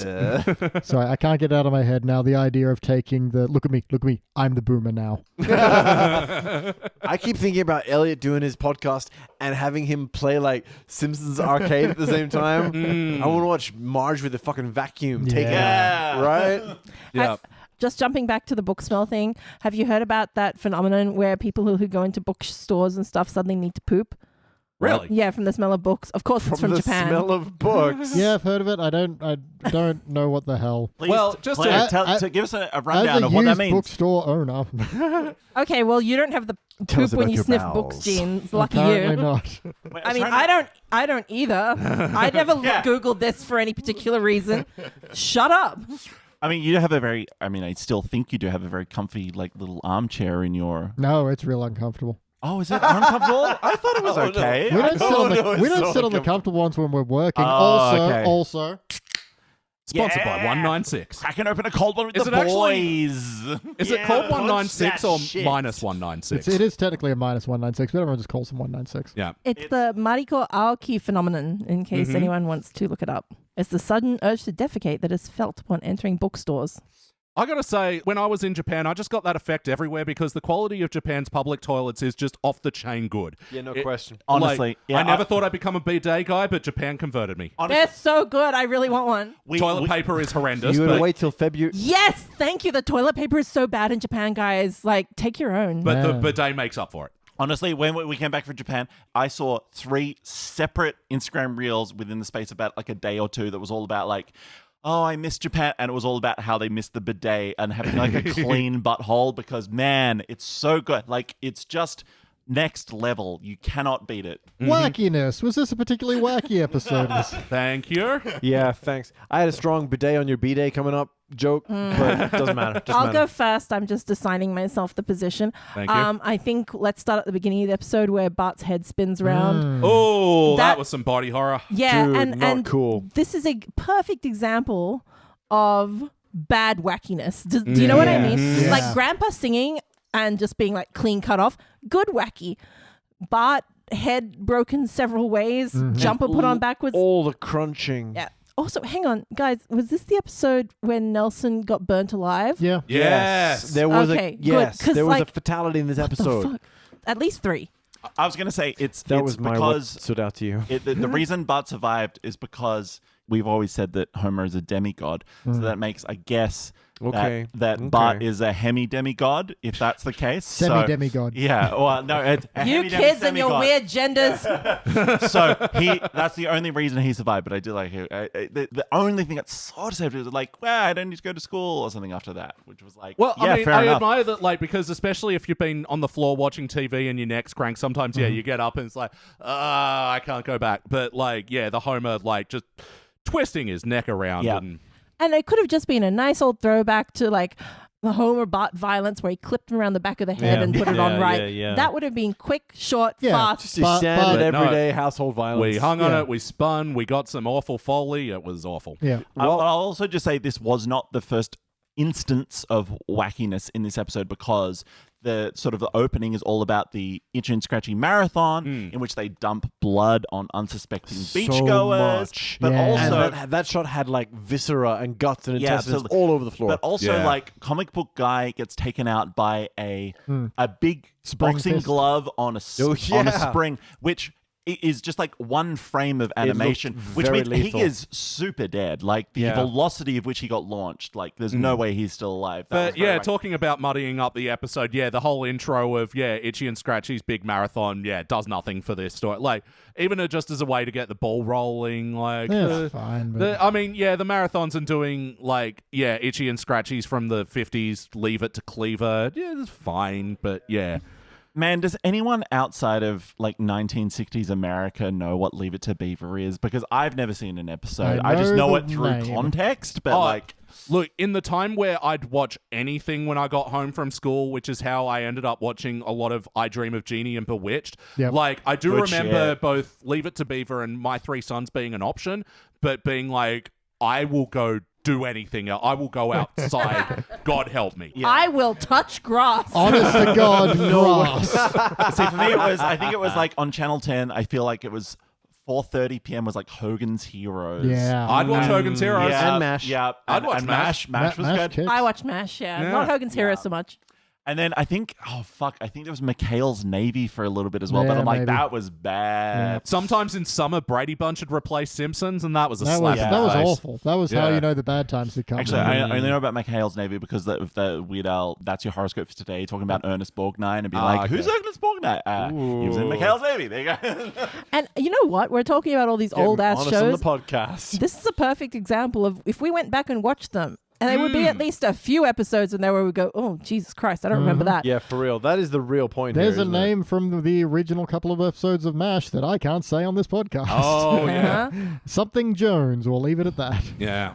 And you know what, though? There's also a whole bunch of ones that would be way more progressive than you would expect it to, especially in Bewitched. I think there was quite a few because, again, they were dealing with social issues at their time. So they kind of were, that was where they were at the time. They didn't stare down the barrel of the camera and go, we'll deal with this issue sometime in the future. And if it's not ever. for us to stare down the microphone and tell you guys if you don't like these shows and you don't appreciate them in the, now, you kids are uneducated and, ignorant and you don't care about history. Just, it's fine. I was going to say the whole sort of character of Klinger in MASH Yeah. is handled surprisingly well, considering it's supposed to be a joke character essentially. But Yeah. like everyone is just like cool with Klinger, and I'm like, man, that's progressive for like the 70s 80s show. Absolutely. Or there was that episode of Bewitched that was written, I think actually won an Emmy for its screenwriting. It was written by a black writer. It was talking about, and it was about Samantha's kid had a black friend, and people were saying like, "There's no way you can be sisters" or whatever like that. And I was like, and Samantha actually explaining like, sisterhood isn't about like just like who you're blood related to. It's about, you know, family, people who you love. And it was like, it won an, and it was a brilliant piece of writing. And it seems so strange to think about like that was written in the 70s, and like we can't do that shit in the 2020s almost without people saying like, "Oh, it's fucking woke." Yeah, I know, it's crazy. I wonder if they thought this was going to win them an Emmy. It probably would have. Like, they keep fucking winning them. It'll win them an Emmy. Other whack shit I was just about to say as well is yeah, the silverfish take over the library and Milhouse's nose bleeds backwards, even though a silverfish crawled out of it. Yeah. We have another fatality of this episode. Yeah, it's sort of whack, but I guess like when Bart is like, if your enemy is easily irritate him or whatever, but he's just mean to. Yeah, he just calls Nelson fat and he trips over into the dirty laundry or whatever. Yeah. So that's a good example of what I don't like about Bart's thing. Was like, you'd think the lesson is if your enemy is easily irritated, annoy him so that he, you know, makes a mistake or goes after someone else. But then he just says to his face, "You're whatever it is, fat." And it's like, surely that's going to make him hit you harder. Yeah. I guess you win now. Yeah. The fact that it works out doesn't feel like the setup. Again, devil's avocado. Nelson, we know, is a pretty sensitive dude. Like he does exactly. He does want to nuke the whales. Yeah, that's true. We got to nuke something, Beach. What do you got to fucking nuke? Anyway, no, but like, you know, he loves Andy Williams. Like he gets emotional about things. So that like, I feel like if you hit him right in the right little weak Achilles heel, he might fold like this. But yeah, no, it's the way stupid. they went the whole about thing it was wasn't stupid. clever. Look, I mean, irritating somebody was supposed to be like, "I'm not even frightened of you, Nelson. Like, you can't even hit strong." Like, that's irritating. And then he swings wide and misses and hurts his own hand. That's what that would have been. Exactly. This was just, he insults him. He doesn't get angrier or like, you know, wilder. He gets upset and like surprised stumbles that Bart over knew his how own. to win the argument. Crazy. I guess the other, like, a wacky thing is when Bart is imitating, like, Sun Tzu with Milhouse as well. They've got the full, like, period armor on as well, and he's got this strange top knot, but it isn't the same color as his hair. It's also a weird thing where, like, I appreciate trying to make, you know, traditional samurai-esque kind of armor, but it would be funny if it was made out of, like, everyday objects. And that'd be great if the samurai were from China Beach. Whatever. Sun Tzu was I don't know your history stuff. You know big what, freaking nerd. I don't know the difference between them Asian cultures. Yeah. Well, just while we're in this corner anyway. Oh my God. So in Wackiness, talking about animation and stuff, so they do like these cuts to the Sun Tzu, and like they have like the phrases at the bottom of the screen as Bart's enacting his plan. How do we think these scenes looked? Are they actually Sun Tzu quotes? I don't Do we know. know? Let's presume yes, because none of us know One otherwise. or two I recognized. One or two I wasn't. I felt One they were a was bit definitely shifty. Klingon. Yeah. Look, I think the way they did it, they did do the voiceover I think the first or second time, but then they just literally had the example of what was going on screen and just having the quote in the bottom. Yes. I didn't mind that. I thought that was like, okay, cool. Like, yes, this is an example of what is being shown without just really pointing at it and beating you over the head with it. I didn't mind that bit. But again, the messaging behind like why the motivation of either character is doing this, Bart or Homer, seems really strange. I have a point as well. Oh. And now everyone has to listen to me. Not if I take these headphones off. I think they were also trying to make some sort of like snarky little point about cultural appreciation versus appropriation because you know they've got Bart's already in his outfit which I initially thought was made of cardboard, right? Like I thought that was the whole like we made it from cardboard, you know, we're kids. And then they've got Milhouse being like, oh no, I'm taking so long because I'm using like a bone needle and all this other stuff, like it's authentic. And Bart rolls his eyes at that, and in and of itself that's nothing in particular. That could be a funny joke, like, oh my God, of course, like hurry up, we're here to go and fight Dad. But in the context of this episode, it just feels like another little dig at like, oh God, like what does it matter? You know what I mean? Yes. Yeah, no, you're so right. I didn't even put that together. There's like, I wonder if that's tight. Like, because it all feels so disconnected. I didn't even like go to assume it was, but I think you have a point. Like, I'm going to assume it's very unintentional, but yeah. How was the heart? I did not write down any notes of heart.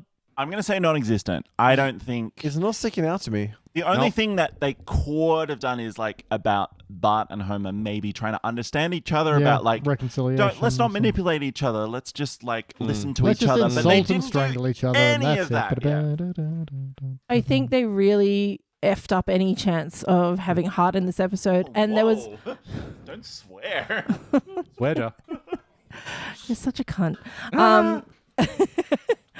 Like, there was so much opportunity for moments with, you know, Marge and Lisa particularly trying to share something from her childhood. You know, I mean, Marge was really pushy about it and like pressuring Lisa, which was fair enough. But even that part of the episode, Lisa was already so disinterested, which was a bit sad to see. Like, Marge was so excited, and I think that was sort of the opportunity for Hart again, you know, to resolve to say, it's okay, Mom, like, you can like it. I'm glad that, you know, you enjoyed it. Like, can I show you, or let's find a new book together. That's all they needed to do to put Hart back into this episode. But instead they tried to make us feel It became guilty. very combative, didn't it? Yes, it was a combative episode. Combative. Combative. Yeah, I was going to say, look, Warish. they could have easily made Marge. They could have easily made Marge ignorant of the problems with the work that she was reading, but the fact that it was within sentences that she was like, like, oh no, and I Yep. think like they could have worked with that a little bit more instead of whatever they went to with the sort of university visit and everything else like that. The fact that they actually made Marge cognizant of the problems, good, but where they went from that, not good. Yeah. And that's kind of wild to think about, because Marge is of their generation. Let's say, you know, they are. Yeah. She is the older generation representation, right? So the fact that she recognized, Her follies this are isn't their good. follies. Like, and you know, Lisa getting, hang on, let me a second. I bet I can shine a light on something that's going to be racist. Yeah. You know, Yeah. like that part up until that point, it was actually still a relatively funny and enjoyable episode, because it was this shock of, you know, and I think we're getting to the age as well where we watch You shows look and back stuff, at the nostalgia, and we you look back notice and we're going, things. ooh, oh dear. Even I'm going to have that moment soon, because this is the one we're going to cover next. I'm just going to show my cards. I quite like the episode that we're going to review after this son one. of And there was a line that was like Lisa going, you just saying that you really like this as a kid is already tremendous pressure. And I'm like, because I haven't watched this episode in a while. And it's like, it's probably going to be some dicey Yeah, moments. you get Classic nervous, colourful. right? Oh, man. Sorry, I think I'm going to barrel through the rest of the questionnaire because we're on a fair long time for just We this are. episode. But Dude, though, like, wow. You say, sorry, I This just have is to say the 300th, that was it. You It must saying take this was 300 really hours. important to you is already tremendous pressure. Fuck, man, that's the We better theme of love the this episode. one, guys. you We better know? love this. We'll be so mad if we don't love this. Oh. You know what? 300th episode, 300 minutes. Let's fucking go. yes, let's do it. But first, did this feel like an episode of The Simpsons? These are characters we know and love. Is this show we know and love? No. No, I mean, look, You know- concept fine. No. Bart Okay, learning look, a way to manipulate Homer, Again, sure. Sure. To be fair, like some of the funniest episodes of The Simpsons in Dex, if I'm not going to toot my own horn because it's the The episodes ones that that Jordan No. The episode that Jordan was on. If I can be real, the episodes that I'm not on is the episodes where you guys are like, this episode just like it went through so many different twists and turns that like the plot, like the one about like Bart learning voodoo, for example, is my prime standard for like this is what an HD episode of The Simpsons is like. And in that respect, this episode is kind of exactly what an HD episode of The Simpsons is like. So this is I almost see. like, yes, in a way, It is sort distilled. of Elliot. Asterisks. Yeah, Yeah. it's distilled down. I mean, Marge felt in character, I think, overall. But again, it's But she didn't learn her lesson. well, the thing is, it started off episode of The Simpsons. We mostly we're enjoying it. I think we're all like pleasantly surprised that we were having a good time, and then they You're just caught off guard. yeah, were caught off guard. They decided to change their tactic, change what they wanted to do and what they wanted to say, and to do that, like they just made their words come out of. Yeah. You know, what they want to Yes. say personally, they made it Yes. come out of the characters' mouths, whether it fit them or not. 100%. But yes or no, would you watch this one again? No. I mean, it's such a fascinating cultural artifact, I think, for research purposes. Oh, yeah. This should be studied. It is such a how not to respond. You know what we were talking Yeah. about before It about is how interesting. about how, like, you know, like putting like Subway Surfers on the top of the thing. Maybe have this episode but with like Al Jean's tweets just like in the side, in the black bars in the side of the screen, so you can see like in context. Oh my God, if someone could be bothered going on the Wayback Machine and doing all the due diligence that I didn't do last night as I was prepping for this episode, yes. That's such a good idea. Can I have a quick question? Like with the Al Jean quote do you have the timestamp of when he sent Not it? American time. Right. I think I know what you're getting at. It had all the You need to energy adjust of for a drunken 2 a.m. Yeah. like tweet Sydney's fest. Yeah. He got into the 196s Well, there. we can figure it out if it's Australian Oh, time. actually, no, because when he quote tweeted that thing, he would have screenshotted it, and it says on his that he also had 14% battery. Come on, mate. What was his BAC? At 11:31 p.m. Yeah. He was hitting the vodkas and hitting the Twitter. Oh, Al. We have to barrel through this so quickly. Sorry, guys. BT, what would you change? We've covered it. I think. Thank you, Danny. Look, No. I think there's a very interesting angle to take with the whole Lisa Marge thing, and I think that's really the biggest letdown of this, because I like the idea of Marge finds the thing that she loved and being like, oh, and then there's. Even if you want to make that about the Apu thing, you can, because that's a good way to approach it. But with your characters actually responding to things, Yes. it's the down to barrel that overshadows anything else good about this episode. And Danny. Same again. I really like them getting into the problematic nature of nostalgic memory, that a lot of things that at the time you didn't know better. So of course they're beautiful memories to you, and then when you look back, it's only now that you have a larger picture of the world that you can recognize that there were larger issues at stake in what seemed to you to be a beautiful childhood memory. And that is a difficult situation, because now here you are with this beautiful memory of your childhood past that's important to you, but suddenly it feels tainted, like you're not allowed to like this thing. It was very, like, that's a huge issue that every human being is going to face. They didn't do a lot with it. I would have liked to lean into that a little more, and sort of like even looking at the book at how it started off problematic and it grew as the characters grow. You know, that there's a chance for, or even, hey, maybe these characters didn't learn that, but now there's a chance for a sequel where they do learn and grow. You know, you got to look at how we can move forward and be better than yesterday, not look back at yesterday and try to, you know, make excuses to justify the bad behavior. what you're saying is we need to move forward, not backwards. For real, man. And trying to upwards, not justify forwards. shit is only gonna bring it back into problems today, like fucking measles or republicanism or, you know, fucking All of the I would above. say fascism rather Thank than you. Let's go. Yeah. Well, hey. Jordan, what would you like to All change? right, I think I can summarize it in literally 2 words.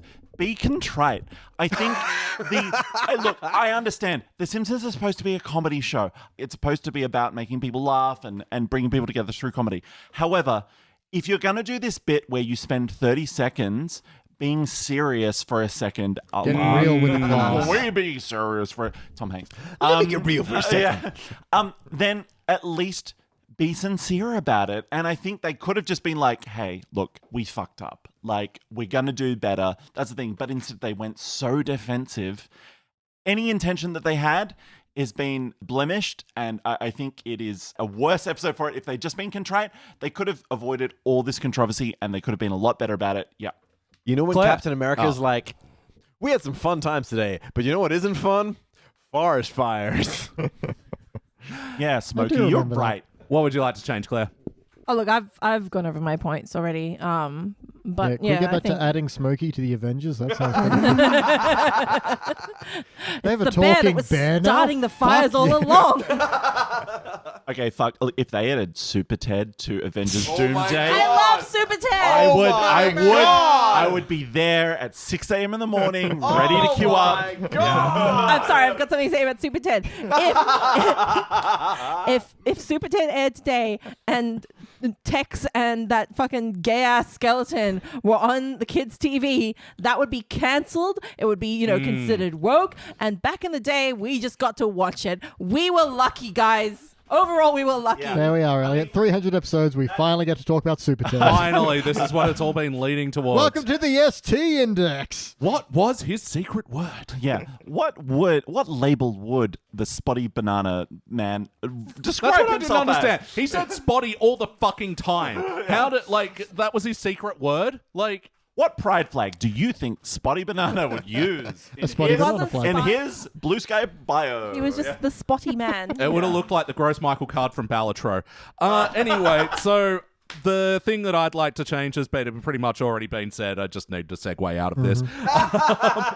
Seamless Yeah, as always, look. my friend. It's the easy answer, but don't fucking do this. Like, and Yeah. look, I think Beach covered it with like the Bart with Sun Hell Tzu yeah. thing. Like, because the Homer Bart conflict is the more interesting thing, but like, yeah, they didn't lean into the concept enough, and it was just, yeah, good. And also good didn't- idea, bad material. And also didn't write a conflict, strangely. No, the conflict. Like, I get that they're trying to avoid screen time at the moment, but it doesn't make sense that Homer's avoiding it, and it's just it's not good. Especially because they took Homer's iPad away from him, I'm pretty sure, at the start of the episode. So Yeah, and then he had bars in the thing. Yeah, it doesn't make sense. Okay, time for final notes. No, someone. Anyone got any final notes there? For parts of the episode they want to mention before we okay, move on? Yeah. really quickly. Let's talk dot to dots. A la the couch gag. Did you guys like dot to dots when you? I were a liked kid? it, and I liked that couch gag. That was a good couch You gag. called it dot to dots. I also called it connected dots. Yeah. Connect the dots. Connect Okay, the dots. I called it dot to dots. Okay. Okay. I Do mean, you it think, still makes sense. do you think you could print out that couch gag and actually do it as a dot to dot? Do you reckon that was mean, actually created as a Let's proper dot to find dot? out right No, now. but as a connected dots, yes. Cool. I'm just gonna keep going. Sorry, Elliot. I'm just hijacking your Go for fucking it. shit. Stop talking Fuck about it and you. do it. Okay. Surely Krusty is high on coke for a 14-hour, like 24-hour itchy marathon. scratchy marathon. I know I would be. He's like falling asleep. There's no way he's gonna be fucking wired the whole time. I was Covered in so nicotine patches. interested in that quick start. I was like, this feels like they're slowly losing all faith in comedy and cartoon. And, you know, there was this grim Yeah. depression that our jokes aren't funny, comedy's not funny, I thought cartoons aren't that's funny. what the whole episode was going to be about the Simpsons I was never so ending. fascinated. It's going on, and cartoons are so boring, and you keep making more. It's episode 10,000. Isn't that fucking on the nose, Mr. Simpsons? Hey guys, we beat Gunsmoke. You remember Gunsmoke? No, crazy. Talking about Anyway, problem, haven't okay, next one. The Tunnelcraft animation when Tunnelcraft. Tunnelcraft. That's the French pronunciation. Dedicated wham. When the Tunnelcraft animation is playing when Bart's trying to explain to Marge why Tunnelcraft is so good. You know what? The animation on that, pretty decent. And it was like this weird over-the-shoulder sort of like zoom Yeah, it in did over look the thing. interesting. And I'm like, you know what? Fair play to the animators there. They did a good job. I feel like there was a bit more understanding than you usually get when Simpsons are commenting on it. On And a even thing. like I like the thing where Marge goes, "Can you die in this?" And Bart's like, "Yes." Then it's Then a it's a game. If video you can game. die in Yeah. it, it's a video game. True. I'm like, She's got you there. that's not bad. Yeah, that's a pretty good, like, layman's definition. Yeah. Okay, so in Grandpa's song, it talks about the worms that come up through your feet or whatever. Grandpa, Jimmy Carter eradicated guinea worm. Don't you know about this already? I guess this was a song. Before, it's This from was the a Great song Depression. before Jimmy Carter eradicated guinea go worm. So Carter. whatever. Go Carter, go Christ. Carter, Yeah. go Carter. A quick up arrow is that the Lenny trombone joke of like, oh, trombone mute, but I don't have a trombone. Check the other case. That was it. God. That actually, Oh my God. that got me. That was actually liked that. pretty good. Yep. Also, the DUI joke of Homer doing the breath test and it blowing Yes, up I on love that one. a big balloon. Blow into this. It's a balloon. Great. Now make it into a rabbit. Yeah. You're the entertainment at Ralph's birthday Yeah, party. yeah, I I like walked that. into that. Again, that's what made the first half of this episode like, oh, is this sort of okay? Like, but no. No. Okay, couple of genres and corners really quick. I promise. Okay, so they say, you know, we just drink sherry to drown it out. Okay, so it's only sherry. It's from the, if it's Come from on, the mate. Jerez de la Frontera region of Andalusia, Spain. Otherwise, it's just sparkling. Well, it's not even sparkling. Fortified wine. Yeah, but they then say, Sherry, bring the hard liquor. It wasn't sherry, it was sherry. Yeah. I know, but then they also say And they could have been drinking because sherry. because And no, they should have brought out Sherry the twin Sherry. Like that would no, have been because funnier. also the bottle that they are drinking is clearly labeled Scotch on it. It just It's says true that- Scotch yes, on a yes. tape label. Anyway, Scotch. okay, another George So they were really asking quickly. Sherry for That's all Scotch. right. Yeah, Homer's when he's trying to imitate Flanders, That he moustache has, sucks. He has a little moustache, but it's on his 5 o'clock shadow. So Yes. what is Yes. that? What is Yes. that He supposed shaved to be? around it. He Like, added like our cat's Over his hairs shadow. to his 5 o'clock shadow. What the fuck? Anyway, that's my George Bad Zanuck design. one. Okay, I think we're good. Thanks, No, Joe. just lastly. In the last section, I mentioned the cool, like, Osgood Perkins the monkey reference. This is a great Inglourious Bastards reference in this film when the cinema catches fire because they use nitrate film or whatever. Yeah, I thought that's kind of what they were going for, but then it was just, we never remember to tell the organist. So upping the death count of this episode. Yes. I only had 2 other notes. August was alive afterwards. So Daniel Radcliffe is doing this thing where he goes to the convention in costume so he can be incognito.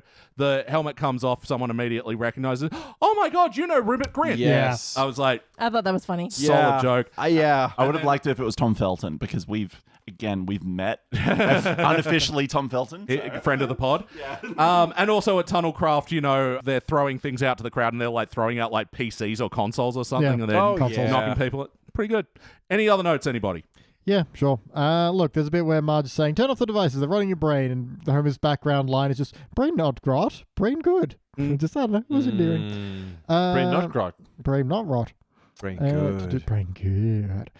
Look, there's a bit where Marge is like, I need to flip to a random line and see if it's racist, and it's Hungarian's mustache reeked of garlic, and it's one of those things where, because I have absolutely no ideas of the cliches of Hungarians whatsoever, it's odd enough for me to actually kind of find it funny. I'm Hungarian. Oh, yeah. And you have a moustache, and it reeks of garlic. And it reeks of garlic. And we And love him art. for it. You fucking reeked it. It's why I kiss him so often. It's all the garlic we eat. Yeah. There's a term the Marge uses when she meets all the like university people. It's like, isn't this book a little grandma on the porch? I'm like, okay, that's fine. Yeah, that's good. And look, there's a bit where Homer's read The Art of War and is going to go get Bart back, where, you know, they do the usual book thing of the book begins talking. It's like, remember, Homer, you need to do such and such. And he goes, shut up. I'm trying to sneak up on him. I kind of like him actually responding to it and be like, shut up. Let's rank this thing. But how do we do that? How do we do that? 300 episodes. I'm confused. It could be any rank. On the Simpsons BT. Index, we rank using a 6-point scale. I already did that. You did? You? Oh, Did fuck. you? Did you? Oh, We've yeah, reviewed in an the episode 4-minute already. one, It was in a the short 4-minute bit. one. Oh, right. Anyway, I spun the pen. It's pointing at you, so rank it. Look, man, despite the fact that this episode has some bits and has some Yes, jokes I it like, does. and even if you removed that giant tower of shit from the middle that is Lisa staring impressive. down the barrel talking to you, this could be a participant. And if they tied together the plot lines like properly at the end, it could even be a bronze, but it's And not either of those yet- things. It's a fail. I cannot get over how self-righteous it is to stare down the barrel of the camera with your smartest character telling you why you're wrong. And Wait, do you think Lisa is interference, but smarter? it pointed at Danny. Do you think Lisa is smarter than Frink?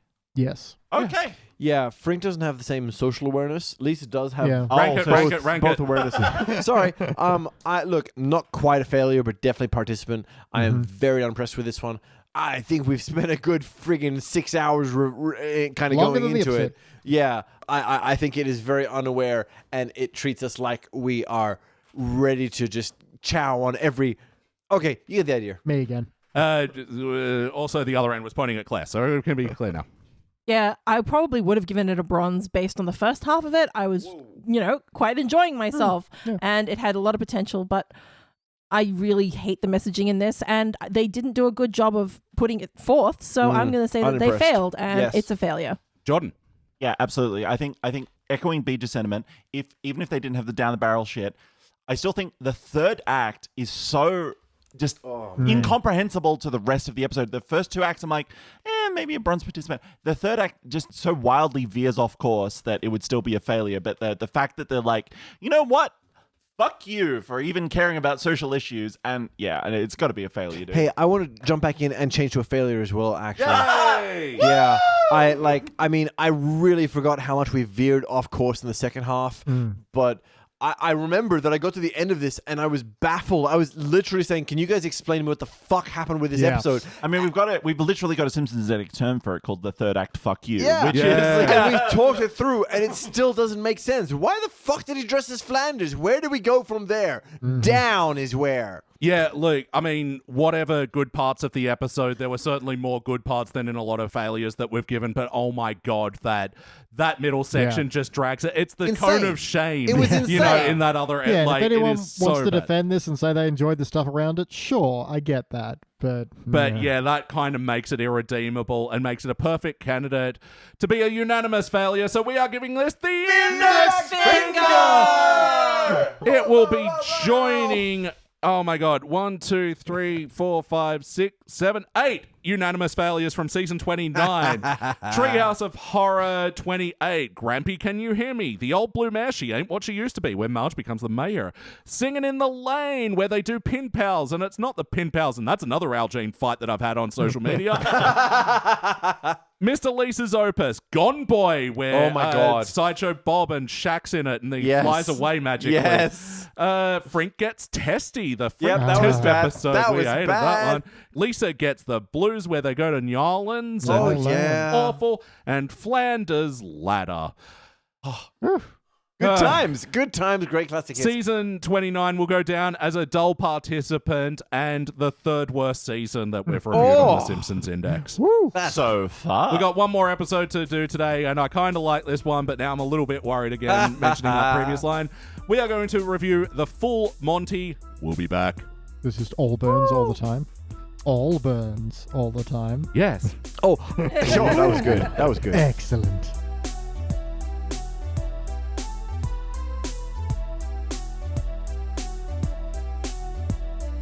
And we are back, and we just reviewed another episode from the HD era. This will be the last episode from the HD era that the Simpsons Index reviews. Oh my gosh.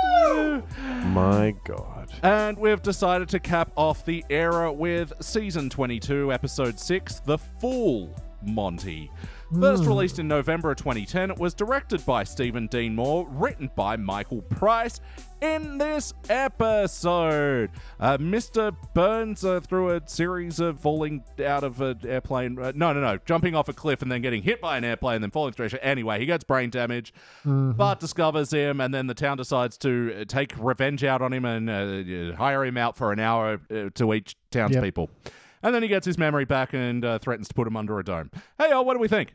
Oh, this has the stink of consulting producer Tim Long all over it. You were just on the back foot the second you saw that credit, Yeah, I weren't you? mean, shouldn't we be? He's been in the show since season 12, man. When did The Simpsons start going bad? Yes, exactly. We have that Coincidence? I think not. we have that exact pivot point. It's the Jockey Elves episode, I believe. It is written the by Jockey Tim Elves Long. episode. Yeah. I don't think... I don't know. I just want to say that before we started, Elliot said we'd watch one not good episode and Then one good one. like good He one. did Now- promise us And we How have, good was it? Aha. Now we've got to We- figure out which Great one question. was which. Great question. Oh, no, you're right. He did write the Jockey Elves episode. I know my downfall of Simpsons. This was not good, Elliot. I actually had more fun in the last episode until it went to shit. This one was real bad. Real bad. Real bad. Oh, my goodness. It was the type of bad where I was just like, I don't even have notes to write. Like, not even angry True. notes, I didn't- upset notes. I Not, didn't finish a page of notes. Wow. Danny? Look, man, it had its moments. You know, it had flavor. Don't placate him. No, placate me. It makes me feel good. You know what dog shitting is a moment as well, I right? can say that was the best Itchy and Mitchy I've ever seen. I think there were moments when we all watched chuckled. that. Plural? It's nice spending time with you all. Yes. Ah, Well, good I had night, a great everybody. time. I was in a room with all of us here, and Maybe- it was great. Maybe the cubic zirconia is the friends we made along the way. Ooh, I like that one. And this episode. We'll get to that, sweetie. Yeah. Mm. I think I find this episode charming in like Burns losing his mind and then Yeah. just being happily going along He with is kind of adorable Yeah. when he's not doing some body horror shit. Yeah, there's a sort of poignant innocence to him. Without his memories, without his evil. When he calls himself Oatmeal, Yes. Let's say, I Yeah. think we should refer to him as Oatmeal versus Mr. Burns. Yeah, that's a good way to differentiate the two modes here. Yeah, Oatmeal Burns and Burns Burns. Yeah. Yep. I did not like Oatmeal because of the way that everyone treated him, and it was really creepy. And like, basically, you've got a poor old man with severe brain damage. That they're all and instantly abusing. They were all abusing Horrifically. him horrifically. And like, I know that Oatmeal is Mr. Burns, but Was It- Mr. Burns. it was just elder abuse. It It's was True. 10 minutes of elder abuse. But Yeah. it's also Mr. But like, I think that's the point that Krusty makes. It's like he's close enough to that, and they set it up. You know, he did deprive the town of all its vaccines. So House cat Yeah, flu. no, that's Mr. Burns, though. Oatmeal did nothing. Oatmeal is innocent. It's that, you And know, then that... he was talking and he was hungry and Yeah. like it was, I don't know, it felt It shows really, really without odd. the memories of evil, he's just a poor human child. Yes. You know, With no memories, we are nothing. And that therefore, they're you're all so punishing happy a to husk. abuse. Also, there would be one thing if they were like, refusing to help him. I think that was my, we're not going to help him. He's Mr. Burns. But they were actually like, they had a schedule of taking turns with him, which Yeah. made it like, that was mad creepy. I'm sorry. And it was 24 hours a day as well, and all just taking revenge out in weird, strange psychological ways. Yeah. Some were using him to be their support network, though. Like all the three bullies, like took their time with him not to take out revenge. Did they ask him about it? No. So all the way through, it's a non-consensual, weird rape schedule, man. That the whole town is booking No, in. I'm sorry. It's I'm with gross. Dan on it's this disgusting. one. It was really creepy to me. I'm Yeah. really sorry. What happened to you placating me, goddammit? Sorry, man. They've all booked in hour-long shifts on how to abuse this mindless elderly person. It's the same as in Kill Bill, like molesting a coma patient, you know? God. I mean, she used to be an assassin, so does that make it okay? Huh? Yeah, she was evil. She was evil until she was a coma patient and up for grabsies. Well, Well, I was in going to bring up Hitler, but this got real dark.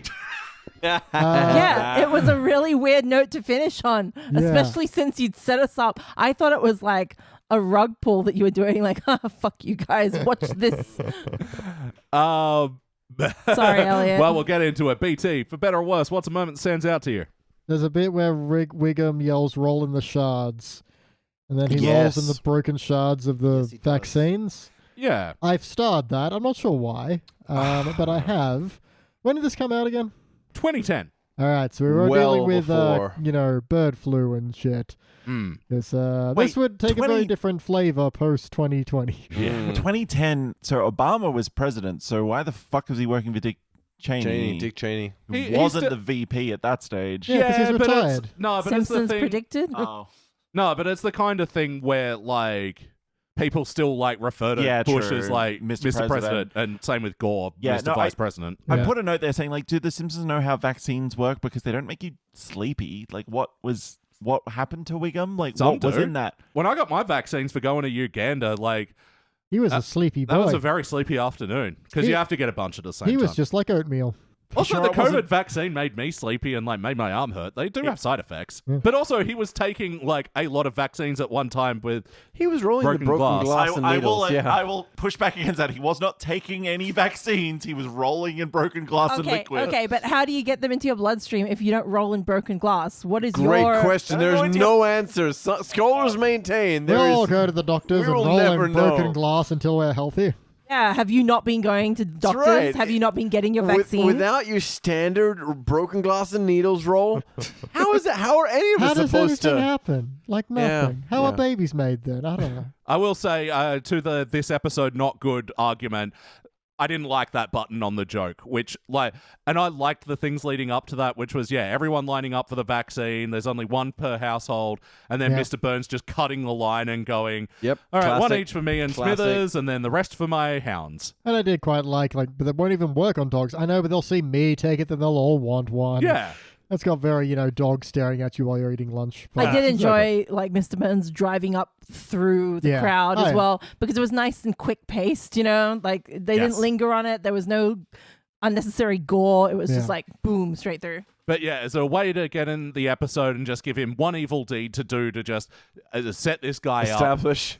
to justify all the elder abuse that would come later. I'm so sorry, Elliot. The things we're going to say about this episode, I feel really bad saying them in front of you Oh. because I can see it on your face. You're like, oh no, I thought this was going to be okay. I've been saving this for so many years. I always envisioned this to be the precious. last HD era episode we Used reviewed to because kiss it goodnight before he went to bed. I wanted to end us on the high note for the 20s.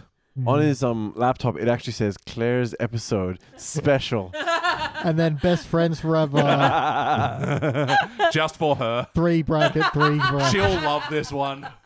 If this will convince her HD best era. It's like a drawing of all 5 of us holding hands under a rainbow, like with smiles on, With this episode's stick title figures. written above it. Yeah. Well, turning it to you, Claire, what stands out to you from this one, for better or worse? But you can do You for can better. choose better. Okay, well, I do want to question the concept of Mr. Burns being the only taxpayer in town. Yes. I mean, yes. that was sort of odd, right? Like, as a rich person. As we know, Homer pays the Homer tax. Yeah, so he at least pays the Homer tax or the homeowner tax. And everyone paid the bear tax when it Yeah. came in. But, normally the joke is like rich people aren't paying their taxes. So it Yeah. seemed Yeah, like that's a fair enough point. like I was like, oh, Yeah, I'm willing to take it as the only one with any money is the only one who's actually paying anything. yeah, which is strange because I really feel like Mr. Burns would be a massive tax dodger, Hey, right? They did say pays any tax, so maybe he's paying, very, very Like small. 15 cents, yeah. But hey, it's something. I was about to say, because wasn't there the person that figured out in quotes that The Simpsons was set in Washington because the federal income tax that Homer shows on his paycheck I thought was I identical. figured it was Portland. Well, Washington's Oregon. landlocked. Oh, okay, Oregon. No. Washington has a coastline. That's Oh, what does it? Seattle is. Yeah. I think Oh, sorry. Yeah. DC. Sorry, not Sorry, DC. excuse me. Yeah. Because it was something about it. So they've definitely shown his paycheck with tax on it before as well. So he's definitely paid tax Look, at least there- once in the past. there are callbacks to previous episodes I feel like are important and need to be stuck on and argued about. For a throwaway joke to explain why. Yeah. Oh, yeah, it's fine. But I was just like, that struck me. Yes. And then the other point I thought was they were definitely, in my opinion, doing a throwback to the I bring you love. Because when he lands in the woods, he's wearing that same white robe and he's Very also similar very vibes. similar. So I wonder if they were going for that kind of love, when he's all drugged up and everything. But this one is first thing he because says of to Bart, his friend. because of the brain damage. Yeah. Yeah. But no, this is, very much circle eye burns as well. And that's another thing that we've noticed is that if they ever want to, make Burns seem happier, they get rid of, the kind of swooping over brow. I don't know what to call it. overbrow. Yeah. The top eyelid that's, sitting, in the furrowed brow, I guess you'd call it. Yeah. But, this is wide-eyed, circle-eyed Burns, and he's in happy mode. He's in oatmeal. Oatmeal, yeah. He's going oatmeal mode. We all need to go oatmeal sometimes. Jordan, what stands out to you for better or worse? Okay, I think this was an episode of two firsts. I think this was the first animated gay kiss on American TV because that Bravo and the logo representatives at the start just full on pash make out at the start of The it. Simpsons movie had a guy-on-guy TV. kiss. Okay, in it. there you go. Oh, TV, good point. Was this the first man-humping dog animated? Yeah. Yeah. That was weird. So weird. Mr. Burns just humping Santa's little helper in the background while Santa's little helper is got weird what the fuck is going Yeah, on that was eyes. strange. He does? Elliot, you're Yes. giving us I didn't see that face. Yeah. Because There's- it goes on for I didn't a see that while. face. Well, it's not clear. You'd think there'd be a joke of he's doing something else, but that's what it looks like. But there's no sense of what he's he supposed could possibly to be doing. He's just kind of humping the side of Santa's little helper. And Santa's little helper is looking very concerned. The way, a dog might if you were trying to hump it from the side. Yeah. Anyway, my real one is the fact that Simpsons basically predicted COVID in this episode. No, they didn't. What are you talking about? Simpsons predicted COVID. You heard it here. Wow. He's not humping him, he's patting him. No. Giving him a second, it cuts back. Oh, okay, yeah, he just definitely humped his side then, didn't Yes. he? Okay, yep, fair enough. Yeah, There was some thrusting. Anyway. I want to interpret that as pure naivety on Elliot's part. Zookeeper, those two Also, pure animals naivety are on patting Mr. each Burns' other. part. Yeah. Anyway, the fact that, only 10 years later, America would be brought down by a manufactured illness that affects everyone. I dead set when I was watching this. I was like, are we watching a COVID-related episode? Because Crazy. But then nobody complained and bitched about the vaccines, and everyone just lined up and got them. You see how they did that? Remember They when just that happened? they just used to line up and get vaccines when they needed them. Do you remember that? So And be angry when people took them away from them? Yeah, remember? to that as well, there's a bit where they're burning because it's the cat flu, so they're burning all the stuff the cat had touched, and Homie's wearing a hockey mask to protect his face or lungs. But also, and it's has a bunch of holes in it. Yeah, there's I was the like, Jason okay, style. Yeah. that's good. Yep. I got a good chuckle out of that. Actually, yeah, again, throwing to that where I didn't like the button on that, which was Grandpa emerged from the It's like, pile. did you know he was in there? He's like, I thought he was Rex. Yeah, that was a bad button. There's a lot of rag jokes in this one. Yeah. Does that, and what do you do with everyone's coats? Shred them and turn them into rags. Then we see them being shredded and turned into rags. See, I liked that button. It's like, why do people hate me? Why do people hate me? That was a nice, poignant moment, you know? Yeah. With the rags in the With background. the rags in the background, slowly being shredded, yeah. Danny, what stands out to you for better or worse? Oh, God. Probably, I don't know even if it's for better or worse, but I can't stop thinking about the townspeople passing around this mindless, complacent Burns like a piece of meat for them to abuse, you know? Him with his like little leather saddle and leash as he gets paraded around the town. I think they were making a great point about the fickle nature of the economy and how Revenge, today's millionaire is tomorrow's sack of meat. But Bag of oatmeal. Yeah. Today's millionaires are tomorrow's millionaires. Let's be real, dude. Buyouts and subsidies and things. Insider trading. Yeah, That's that's not gonna happen. yeah, I'm gonna see a poor Jeff Bezos. I don't think it's a statement about reality. In reality, people point at them and say, won't somebody else do something? But it's horrifying how quickly humanity turns to a sick Lord of the Flies sort of revenge fantasy. But they also showed the town getting bored with it, and then which is him an also interesting being... point. You mean slowly developing a moral conscience after the course of abuse? See, this is the problem. There is no developing a moral compass. They just get bored of torturing him. They torture him so much, they're like, I have to think of something else. I've done everything I can to this man. I want a more creative way What to the torture this fuck? mindless innocent who has no memory of the crimes he's accused of. It's the same as like, your grandfather was a Nazi, so you have to go to jail. Anyway, but on the torture note, one thing that pissed me off was that Homer's torture with like leading him through like the Looney Tunes-esque, factory where like everything is barely amiss and everything, except the way he led him through, he also had to go through those things. Yeah. So I'm he could have just been like, hey, let's push him on this construction site. But no, they literally walked behind him, also almost getting That could clipped. have been funny if Homer keeps getting hit by all the things. See, exactly. That could have been funny. He can't die though. Yeah, we know Homer's a guy. No, I'm not saying Demi he can't die, but I'm just saying like it was one of those plans that looked so stupid when you actually watch him following like less than half a meter behind. But then, that could have been saved by the fact that like, he's trying to get Mr. Burns hit, that he gets hit, Yeah. Well, it did do that because it was like, don't worry, boy, because Mr. Burns has gone up the girder, which is going up the crane, and he goes, don't worry, another girder will step in and save the day. Mr. Burns falls off. It's like, He's watched his share of cartoons. where's I was the gonna other say- girder? Bang. Yeah. From a starring Springfield index, how does this compare to Baby's Day Out? Our Baby's Day Out is way better. Yeah, okay. I do have to admit, it's, Again, look- it was a surprisingly fun movie. If nothing else, Baby's Day Out has significantly more nut shots. Oh, It is currently starring Springfield's record holder for most nut shots in a single movie. I think wow. like 30 or something. Something Wow. bonkers. You're kidding. And 30? that's not counting the nut burnings. I know. Just Wow. crazy Joe amount. Mantegna's nuts roasting on an Oof. open lighter held by Well, a baby. he would have had a stunt nut man. You'd hope so. Joe's nuts roasting on an open lighter. Yep. Jack Frost kicking his nuts. And what stands out to me, look, I really do wish they lent into it more of the, town starting out taking revenge, but then eventually using him as like a support. Like the idea that Snake was going to take him ice skating, and then like Apu making fun of him, and it's like, you're going ice skating? What are you doing? You're You're gonna do axles? You're gonna do salchows? What are you doing? Yeah. Oh, that's so cute. And yeah, especially after the last episode, it was like, that was a nice Apu Well, moment. that was after Apu using him as basically a human shield, though, as well. Yeah, but good plan.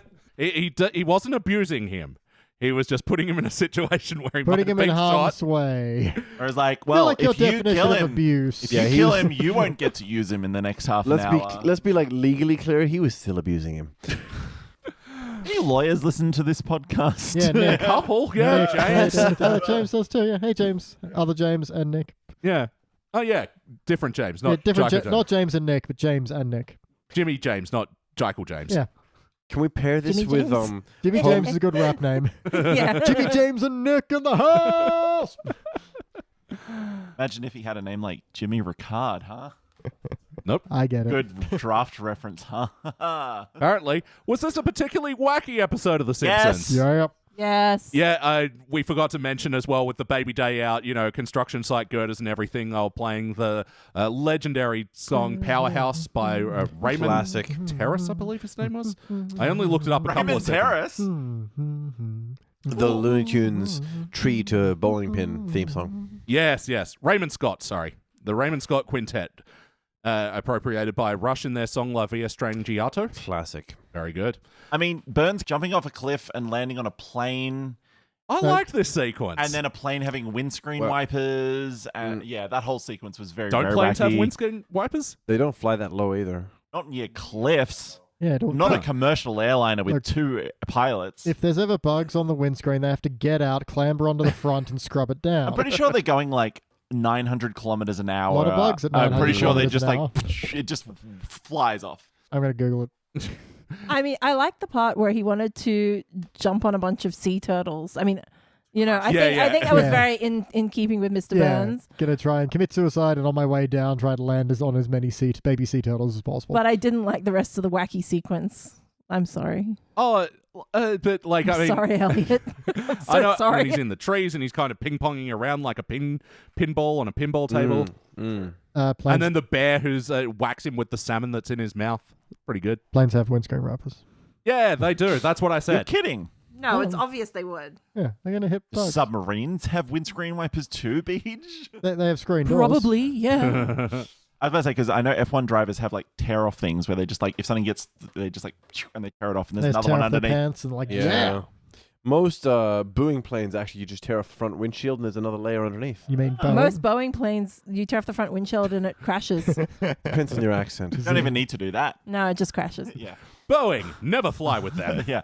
Okay, so other wacky bits. There's a bit where Oatmeal is in Bart's closet and his neck stretches out like fucking E.T. Pingu. Big ET Yeah, moment. Big well, ET yeah, moment. ET too. Because Yeah. also it does scroll past an ET doll in Bart's Yeah, thing as well. it's Yeah. doing But that like, bit. it's creepy. It's not good. I didn't like this because I feel like this was a good reference that got too on the nose. Yeah.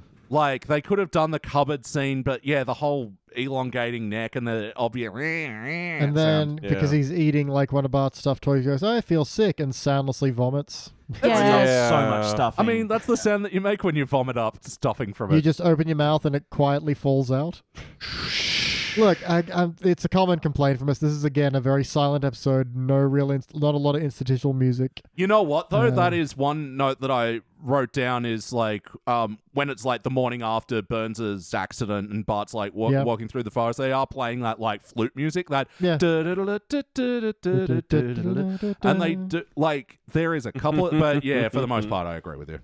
Yeah, there's a couple of scenes as well where Burns' face just gets all fucked up and messed around, Yep. and it's very wacky. Oh, I after Bart actually- baths him, yeah. That was one of the few like body horror moments in this that I actually thought was funny. Was he wipes his face and his face is so wrinkly it gets all like out of whack. Yeah. Again, that feels sort of in keeping with the kind of weird things that Mr. Burns' body does in Yeah. the early seasons, where he's just so old, his skin's just hanging off him. Yeah, see, That- there you go. You love this episode. I do. I love it, Elliot. Sorry, I don't. am just leaning into the bit a bit harder. But also like Otto using his Yeah. head as a bong. Yeah, I didn't like that. Ooh, Oh, no, see that we went back to bad again. Oh, but we compare it with Bad. Homer using his head as a bongo. Yeah, but like it didn't That was actually. still Burns. That wasn't Oatmeal. You're right. Wait, I'm back on the side of this episode. Wait, fuck it. You don't know what you feel about this episode anymore now that you've seen humping dog Burns. Yeah, I gotta say that did that That was coloured something. things a little. It certainly because that was another one of these jokes, and it's like Simpsons HD era thing where they like fill things out in the background while stories happening in the foreground. Yeah. And yeah, that's it. I was paying attention to the story in the foreground and not paying attention into the dog humping. To be fair, he was humping his side. It's not like he wasn't like doing him It's what Santa's Little censorship- Helper style. Allowed him to get away with at the time. Yeah, it was- they were like, we want him to hump the dog because that He's would be so funny. confused, and he's like, do I hump dog?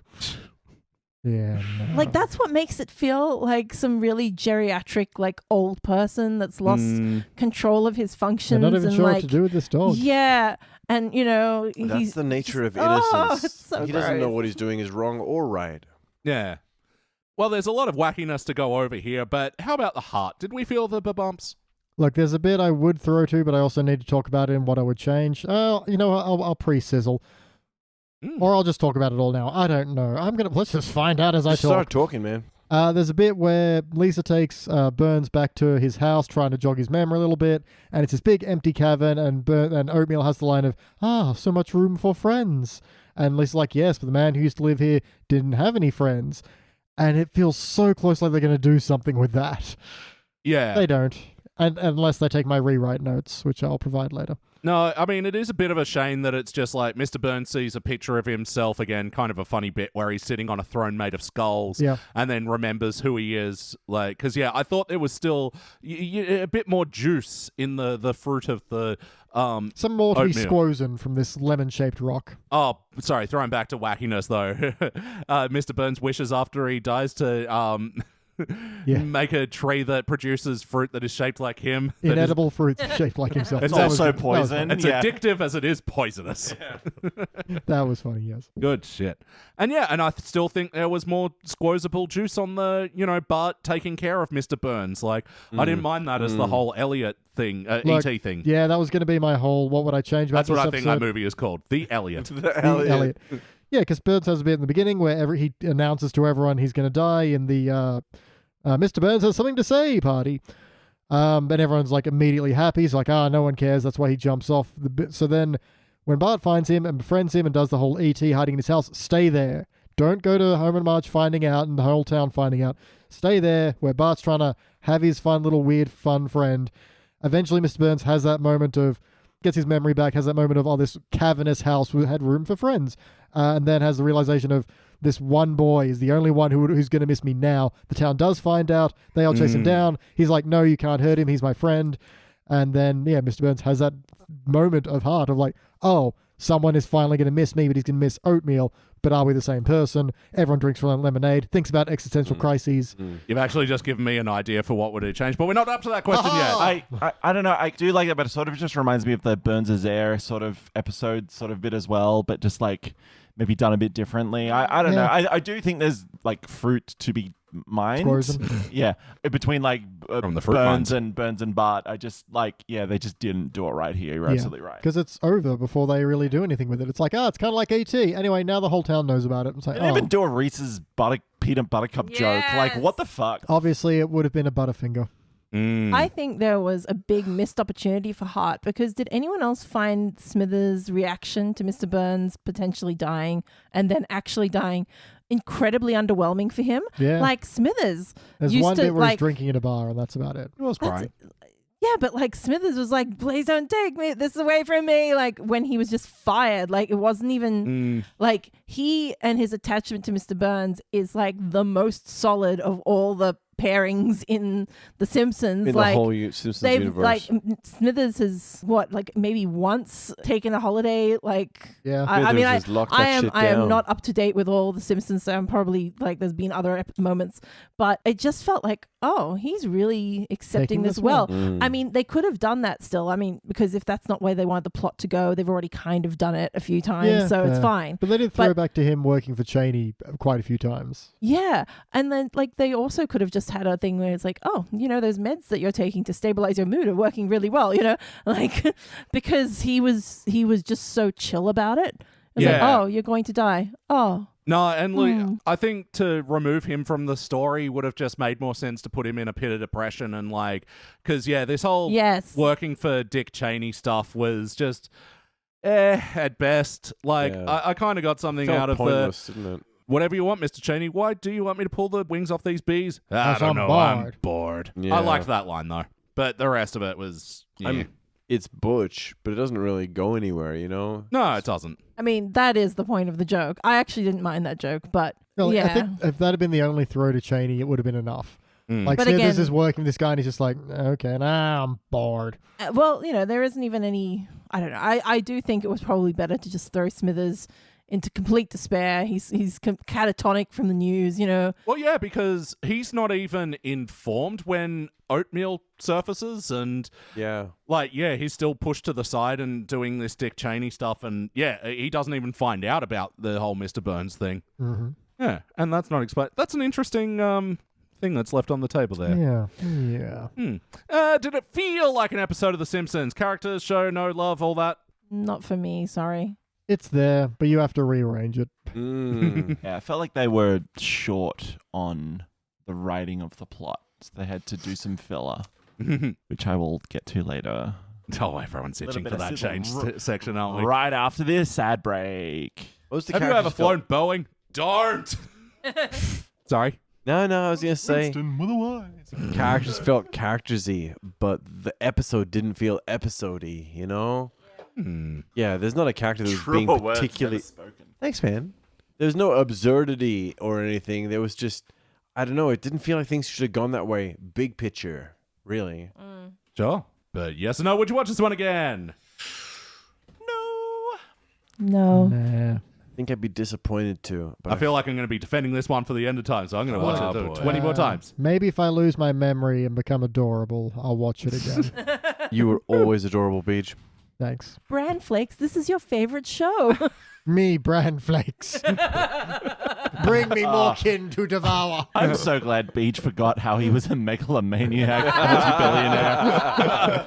multi-billionaire. What? This name tag says Bezos. That's what the B stands for. Bezos Trauma Calloway. Now stand in front of me. There's a guy that's about to shoot me. Anything for you, bud.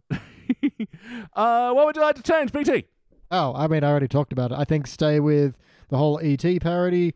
Have Bart, eventually just start off goofy, but he's got like, hey, you're a really good listener, because Oatmeal just listens and says the first simple thing to his mind. Yeah. He can start using that for pranks. He can then start to use that, be like, problems he's having, and be like, oh, okay, and that they have a weird little friendship, and then the town finds out. They're like, we want to kick Burns' ass. He's all like, no, don't do that. He's my friend. That's where Burns finds someone who cares about him.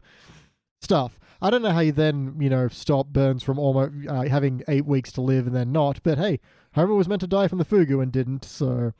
Yeah. Claire. That is a really good point. This whole him having such a short time to live, like they didn't really need that to have him falling off a cliff and hurting himself enough to forget. So like, why even have that plot line? It actually didn't add much to anything. Oh, well, because it was like he realized in that moment everyone hates him, so he's like, well, I'm going to go out on my own terms. Yeah, no, I get it, but like that he could have If he's fallen gonna for fall a off the cliff completely different anyway, reason then earlier, the- that would have left a lot of room to expand on the ET sort of the plot, and that would also maybe make Smithers keep him busy because he'd be looking for Mr. Burns, like Mr. Burns is missing, and At that least would looking explain. for the body or something. Yeah, exactly. That would explain his that would give some moments of heart for him or some moments of engagement with Smithers, like that. I don't know, a little bit different from what they gave us. I'm not entirely happy with it. So yeah, I suppose I'd rewrite most of it. I need some time. Jordan. Okay, 2 things. Guys, the Simpsons movie came out like 3 years before this. Wow. You don't need to spend 30 seconds doing a reference back to your own movie. It's just Well- so self-serving. No, what this was, it was the fact that Stephen King wrote Under the Dome after the Simpsons movie. Oh, did they? Did he? Yeah, I'm Really? pretty sure Stephen King's Oh, pronouns God. are he, him, but I don't know. Yeah. Maybe he likes the gender-neutral pronoun, but... Sorry, yeah. Anyway, but yeah, it's still a thing of, like, they It's not spend Steve them King. They... What does that mean? You mean... What does it even You mean? mean Stephen Nobility?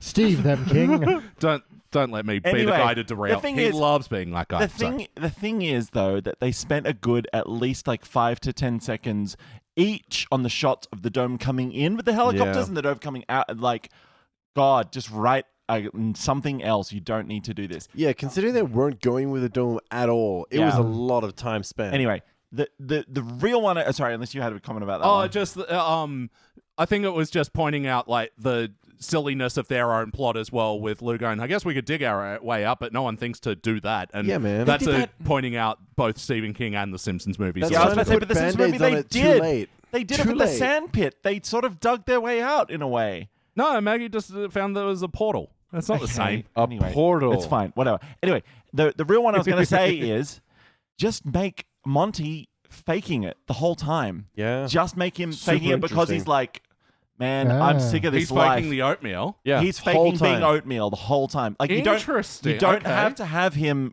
getting actually like injured or anything. He's just like Bart finds him in the woods and like he's just like, you know what? I'm gonna try something different.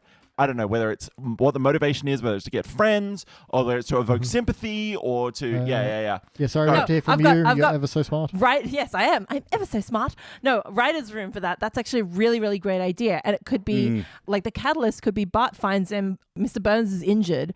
And he's like, oh, I'm not helping you. You've done all these horrible things to us and blah, and tries to walk away. So Mr. Burns fakes not knowing who he is. And then, like Bart feels guilty and has to help him. Yeah. I think it's because like the end where he just sees a photo, like a portrait of himself, and he's kind of like, no, and they sometimes remember themselves, and it's like, it just seems really fake. Like if that could work, if he was just faking the entire time, and it is sort of then a bit of a moral quandary about like, okay, like is this person actually hurt? Like should we be treating him better? Should we still like hold him with disdain? Like that would be a more interesting story for me. Danny. I haven't got it quite solved yet. Sort of on the same page as Claire there, where I really like the idea that he was faking it the whole time.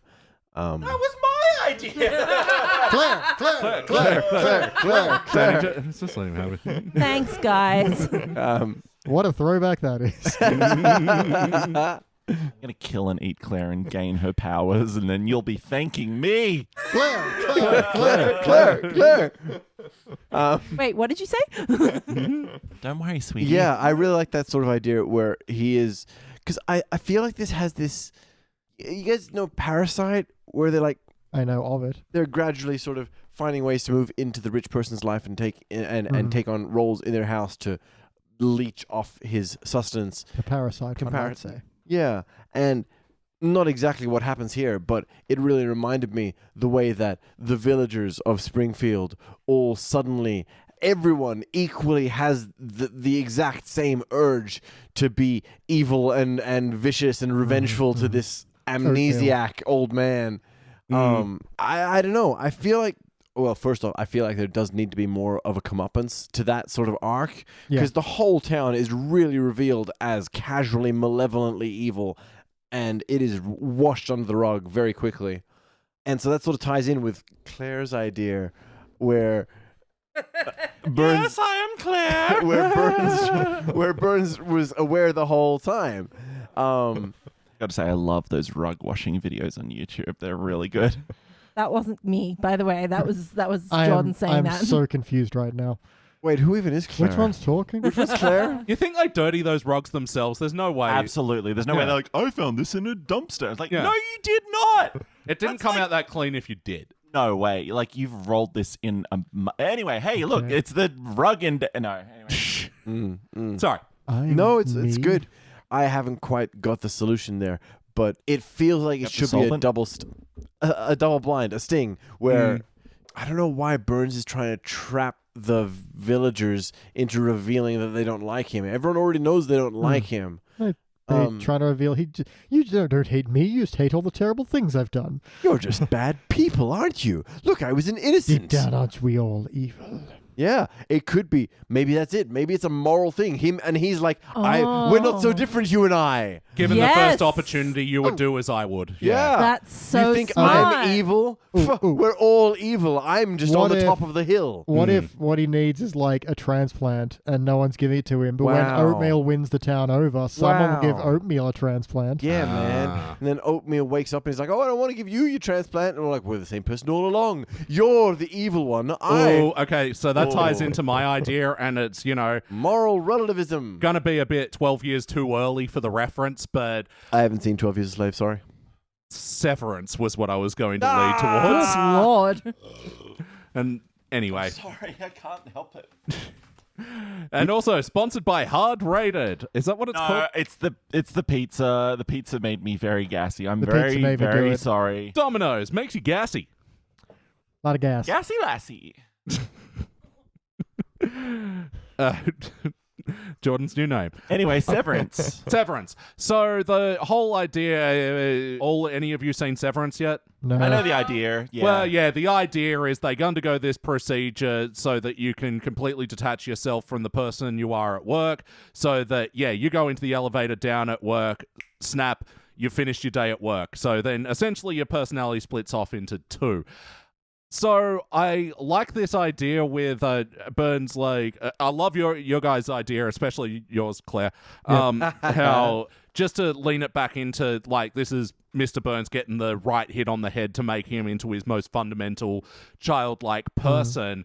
In that, I would be really interested in the ideas of the two personalities coming back and converging when Mr. Burns does get his Burns memories back, and then he's had all these interactions, especially one with the bullies where he's been Nelson's surrogate dad, he's been Jimbo's surrogate uncle, he's been Dolph's surrogate guy that works at the youth thing. He believes in him, yeah, it's not that easy, man. Like, you know what'd be kind of cool is if like this whole way through where he's the mindless drone that says, yes, please, I'll do whatever. And then at the end when he comes back, he's this big Gollum sequence where all of the different Burnses that were yesing and knowing have, argue about whether to save the village. No, I don't know where I was going to say one step further, he is all these people, and it's that short story, The Egg, or whatever, about how you are everyone in the world all at once. And it's like your soul. Yeah. And Mr. Burns is like, oh my God, you were Hitler, and you were the Jews, and you were, So. And he says, I was the ow in the word now.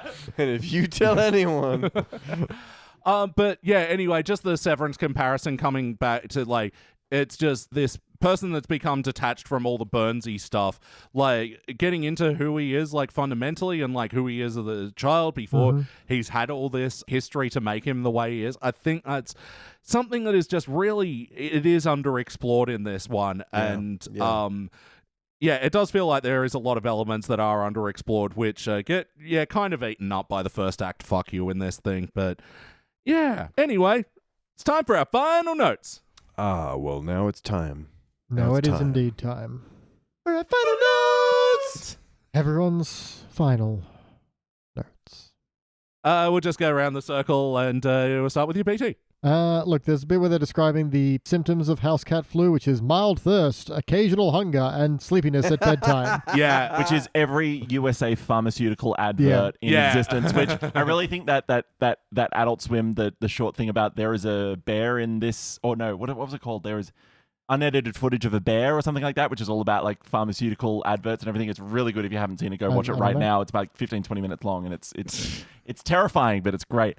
It's that thing about like how you can just advertise prescription pharmaceuticals in the US, which is so crazy to anyone not in the US.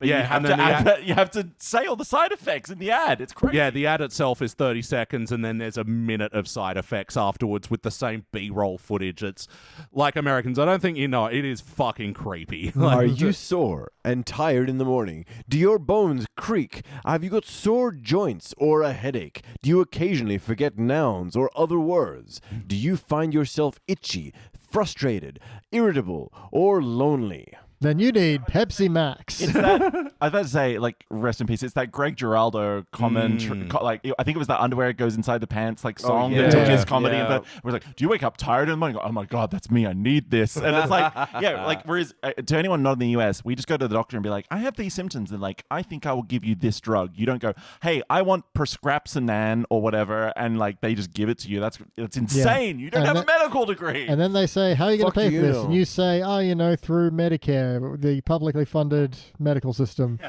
and it doesn't cost that much, and everyone's quite okay. We're socialists, though, Beej, so, we're idiots. The loony left over here. Danny, did you have any other moments from this episode? No, man, I'm good. Jordan. Excuse me. Yes. That's you. Okay. Burp, you've already said that. Yeah. I'm just okay. Just off pod. Okay, you guys just pretend you didn't hear this joke before because I said it in there, and just pretend you didn't hear it. Okay. Anyway, there's the Avatar intro or whatever, and then all the birds, the famous are couches, and so Bart jumps on the couch and he connects his hair to the back. And I said, Bart's fucking that couch like JD Vance. We're fucking sticking it to the US today. So good. I'm so fucking. Anyway, fuck you for making The Simpsons an avatar in the current political climate. I do like that NBC is considered the beta bitch in terms of the NBC. You are here to listen and not speak. Yeah, I'm like, that tracks. Yeah. I like that. We're going around the circle, one each. Oh, okay. Sorry, Claire. Any other? That's because you didn't let anyone else have a turn last time. The one that I will go with is like the G.I. Joe, like The Sergeant doll, Activity doll. Sergeant Activity doll, and one of his lines is "attack during sacred holiday." You know, I was like, "Oh, that's fucking dark," but that's funny. Yeah. It's a good bit. Yes. What was the other line? It was like, "You should buy more of me." Yeah. Hey, Funzo playlist. Yeah. Why not not buy 3? Yeah, the guy in the meeting who's, I don't want to be the guy who derails things. He loves being that He guy. loves being that guy. Love that guy. There's a bit where me. during the whole house cat flu panic, there's just a clip of firemen putting cats back in trees. Yes. And I like that. Yeah, good bit. On that as well. Sorry, I liked when Marge puts like all the Snowball stuff and puts Snowball in a Ziploc bag. But I do like they leave She a leaves little air hole for Snowball. Yeah, I very appreciate that as well. thoughtful. And in this bit as well, they cut to Krusty, who's debuting the new Kitty melt, and he was like, I don't know why I ever thought this was a good idea. I like that joke. Yep.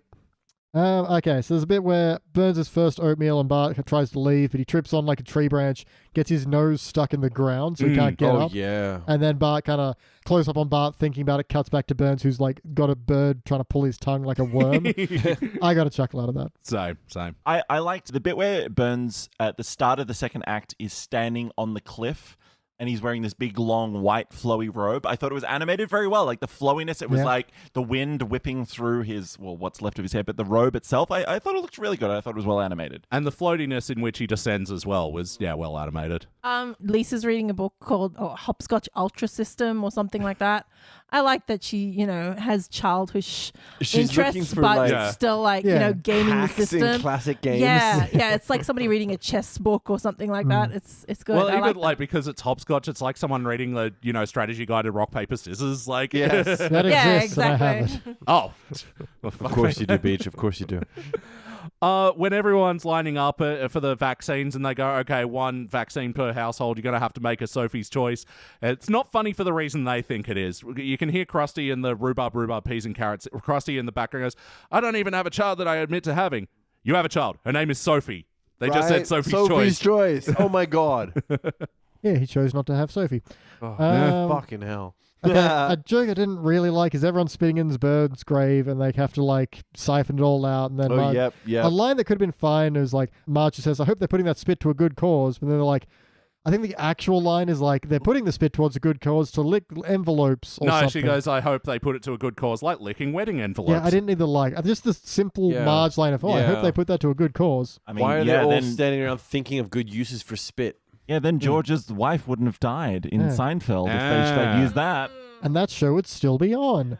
But I liked the lead-in thing. It was just like a humanitarian, a philanthropist, a man of peace, all people that have come to spit in Mr. Burns' grave. Yes, that was a really good line. Have we talked about Wolverine yet? Yeah, I didn't like this. I didn't like it either. I didn't think him there. scratching his butt should have shredded his pants like that. Yeah. I don't think that the blades pointed in enough for that to be problematic. Yeah, no, as somebody who's regularly worn long nails, it's not that hard. I did wonder where you were going with that. As someone who regularly wears Wolverine As someone who is regularly Wolverine. But I am, but thanks for outing me, guys. But no, I mean, it started off as a fine enough thing of comic book guy, why are you dressed like this? It's like, comic book guy is afraid of needles, but Wolverine isn't. Yeah, that's that was fine. okay. But then it was like, Ice Cream Chuck comes along and, he's the funny fat fatty who shredded his pocket. Yes, for it was why? already a good it's joke. Such That was a low-hanging fine joke. fruit. It's so boring. Low-hanging, poisonous, addictive fruit. It was like, I wasn't paying attention enough to do a proper Jordan's End of Corner. There's just one little one. Wasn't paying attention well enough to make it That's why it gets the can and not the bell. There's a bit where the Simpsons family are talking about what to do with Mr. Burns, and Lisa goes, he's suffered a shock, and we can do it. But she doesn't know what the fuck's happened to him, and Oatmeal hasn't described what's happened to any of them. Bart doesn't even know. He just finds him. Solid point. That. There's no way that Lisa actually She knows has done what no cursory happened. examination. Yeah. She's barely relying off circumstantial evidence. And you'd think Lisa, if she was really concerned, would again contact Mr. Smithers or something or a psychiatric hospital, or any hospital, or get a team Dr. of Hibbert. And at least have a bit where Hibbert's like, I've been waiting to punch him in the face for years. Sure. Also, I mean, they were saying he's the only one that pays taxes, so wouldn't That's they weird. want him to? That's so weird. What the fuck is with that? No, but wouldn't they want him? You could take him to the person that would want him to get better, so Quimby. he can continue to look after the Yeah, city. get Quimby back. Yeah. Oh my God, Quimby actually trying desperately to save someone for wanting to help Yeah, there you go. because he desperately needs their money. Because he's the only man more hated than him. Well, Yeah. no, Hey, perhaps he's doing the a good only man that thing, pays motivated by- taxes. That's the one man paying Quimby's wages. But yeah, Quimby trying to save the day, a good deed motivated by bad intent. Like, that's an interesting story point. Yeah. When Burns is announcing that he's going to die soon, he hires the Grave Matthews Band, Yeah. which is funny because we were talking about them earlier. Well, sort of. Yeah. And not even talking about the incident that everyone normally talks about with the Dave Yeah. Matthews Band. Yep. The incident. What up, Indeed, we were Chicago? not. We love you. I was going to say, like, wow, what a cultural impact Men in Black had back in 1997 or Oh, whatever yeah. it was, that it's still getting referenced in, like, 2010. I mean, I know Simpsons is, like, 5 years behind, but Yeah. still, like, Yeah. Yeah. the flashy thing It's a getting reference we all referenced. got. Yeah, Yeah. we all love that. Good old neuralizer. Look, there's the bit where we're all like, where Lisa's in the town meeting and is like, she says something, gets shot down. It's like, Yeah. oh, well, I'm an 8-year-old. It takes a lot of courage for an 8-year-old to stand up. And Quimby's like, Yes. I thought you were a midget. Like, and then she Oh my says, God, what the we're fuck? called little people. And also, We are I'm not one of called- them. It's like, Yeah. why did you then phrase Yeah. it like that? It's so Yeah. weird because, like, that's actually like a slur now. I mean, it's pretty Yeah. well accepted. And I know this was 2010, but even so, like, I think back then it was obviously already like We're little people, labeled we're as a people of slur. reduced So why stature. would you use Yeah. that word in? Yes, but just why not have her say the very simple sentence of they're called little people? They. Yeah. Yeah. Why? And Why we? It's just odd and it didn't. Yeah, also, Do anything? don't include this joke. Yep. I was just going to say, I got 2 questions for the Simpsons experts in the room. As I got 2 questions for you. Mr. Burns's normal attire, has it always been like a green suit with purple shoes? Because he looked like the No. fucking Riddler at the No. end of this episode. Was that? It's No not way his normal that's shoes that. or suit, right? No, especially not the normal shoes. Those were way brighter than his normal shoes. I did notice that as well. I was like, what the hell is he wearing? I didn't notice, but also I'm colorblind. Yeah, It's true. You are colorblind. and Not I'm a fucking excuse, B. He sort of wears teal with pink tie. yeah, but sometimes you look He up wears his black image. shoes. But yeah. sometimes you look up his image online and it shows him with grey hair. He does not. He has blue hair. Bluish grey. Smithers' fair hair looked quite a bit lighter this episode as well, I noticed. I Well, thought maybe it everyone's was getting just, older, man. Maybe I was just looking at it from a weird angle on the TV. The other question I had was, because again, there was not much to comment on in this episode. When did the Simpsons damage the front left fender of their car? That's always been the case. Yeah, I know, but is it ever explained where Season 1, they did it, episode when it Well, was happening? that'll be answered in season 39. Coming soon to Disney God, I Plus. hope not. I For don't all care. the Moe's rag and Yeah. like backstories of how Wiggum got his job and all that, like Yeah, the kids where's sit the around dent like, in the- Mom, where did the dent come from? Well, I'm glad you asked, sweetie. Sorry, it'll be Julie Kavanaugh in 5 years. Well, I'm glad you asked, sweetie. That's pretty good. Oh God. Yeah, She bang just on. sounds like RFK. I will say I've just had a look at Mr. Burns' Burns' full suit? pictures things, and it looks like at some point he's had a redesign where they have purplified his shoes Purplified. and also given him purple socks that you can see through how short his They're pants making the Burns game. are. So they have edited his vibe appearance. at some point in the later seasons. Huh. I can't say later seasons anymore because they're several seasons back, but whatever. You Yeah, guys, but you get you it. guys get it. Bart says, "Oh, my poop stick brought him back to life." Yeah. But which end? But which end? I like that. Then he smells them both Uh, because like- he has no standards. The bit I almost liked but didn't was, Burns comes back and Smithers like, sir, can I hug you? And he's like, hug my shadow. And I thought Smithers was going to angle his shadow, so it was hugging Burns' shadow. Yes. But no, he just dives on the ground. Like, this feels like it would have been funnier if you had your shadows hugging Yep. and then Burns could have like, well, let's not get too familiar or something. I don't know. Maybe Smithers could have fucked Burns' shadow, Yeah, like just- humped it, like What? dry From humped the it. side. You're Whoa. like a Just- dog, aren't you, Whoa sir? now. Just while we're there, Smithers has the line of like, "Mr. Burns used to inject coffee into the back of my head" or something like that. That was a pretty good line. Yeah, to wake up to that man. I mean, Yeah. it was like injecting coffee into the back of my head at 6 a.m. or whatever. And I'm like, no, there's no way. We've seen Smithers waking up Mr. Burns in the past. I assume he has some sort of automated process Yeah. for that, like a Wallace and Gromit thing, but more horrific. Ah, yeah. Yeah. Jordan, I'm done, dude. you're done. Elliot, what you got? I'm done. Oh, okay. Couple You and me, more we're notes. donezo. BT. Oh, I'm out. Oh, okay. Go, Elliot. Show us how it's done. Show us how the pros do it. The wackiness of Mr. Burns' skull collapsing when he gives Ralph the lemon Oh drop. my god, I was going to ask you about that. The fuck is with that? That was horrifying. Yeah, well, they mentioned before, skull collapse. Skull collapse. Right. It did feel like they were rushing towards the finish here, which is like, no, I've been kept alive by hate. And it's like, well, no, because you were hateful already. Lemon drop didn't do shit. 1.5 questions, I guess. Like, was the doctor at the start, was that Wait, supposed to be... half question first. Was that supposed to be a parody of someone, or was it a guest star? And then why isn't Burns dead at the end? Like, what stopped him from The dying? bile, obviously. It's He had scientific. that the whole time. He had that always. That was in you the whole time. Wow, that's crazy. The It's bile almost was like the this friends we fucking lost on the episode way. didn't make any sense. And my last note is a fucking crazy coincidence to an episode we reviewed recently where What? Nelson was on the chopper with Burns and's like, you're going to do one thing for me or else. And he's doing a play of what's Virginia Woolf? What's eating Virginia? No, What's it- That's Who's Gilbert Grape. Afraid? Yeah, Who's Afraid of Virginia Woolf? And it's Lisa and Nelson.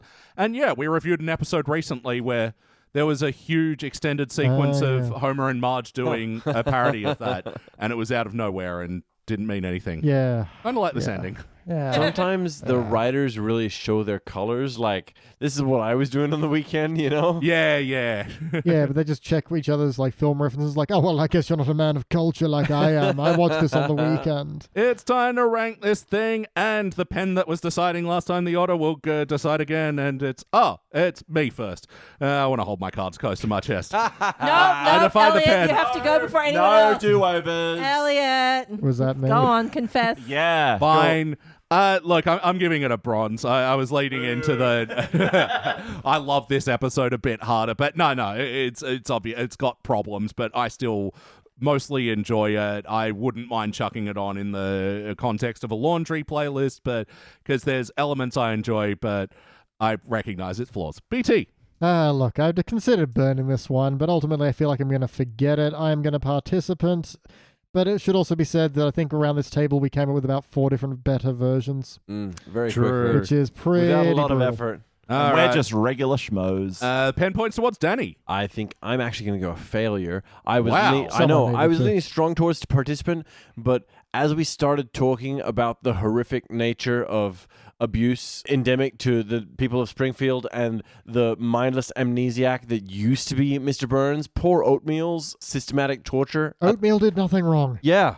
This feels like they've missed the mark and they have no idea that they did so. That's the problem. That I don't think they noticed where they slipped up.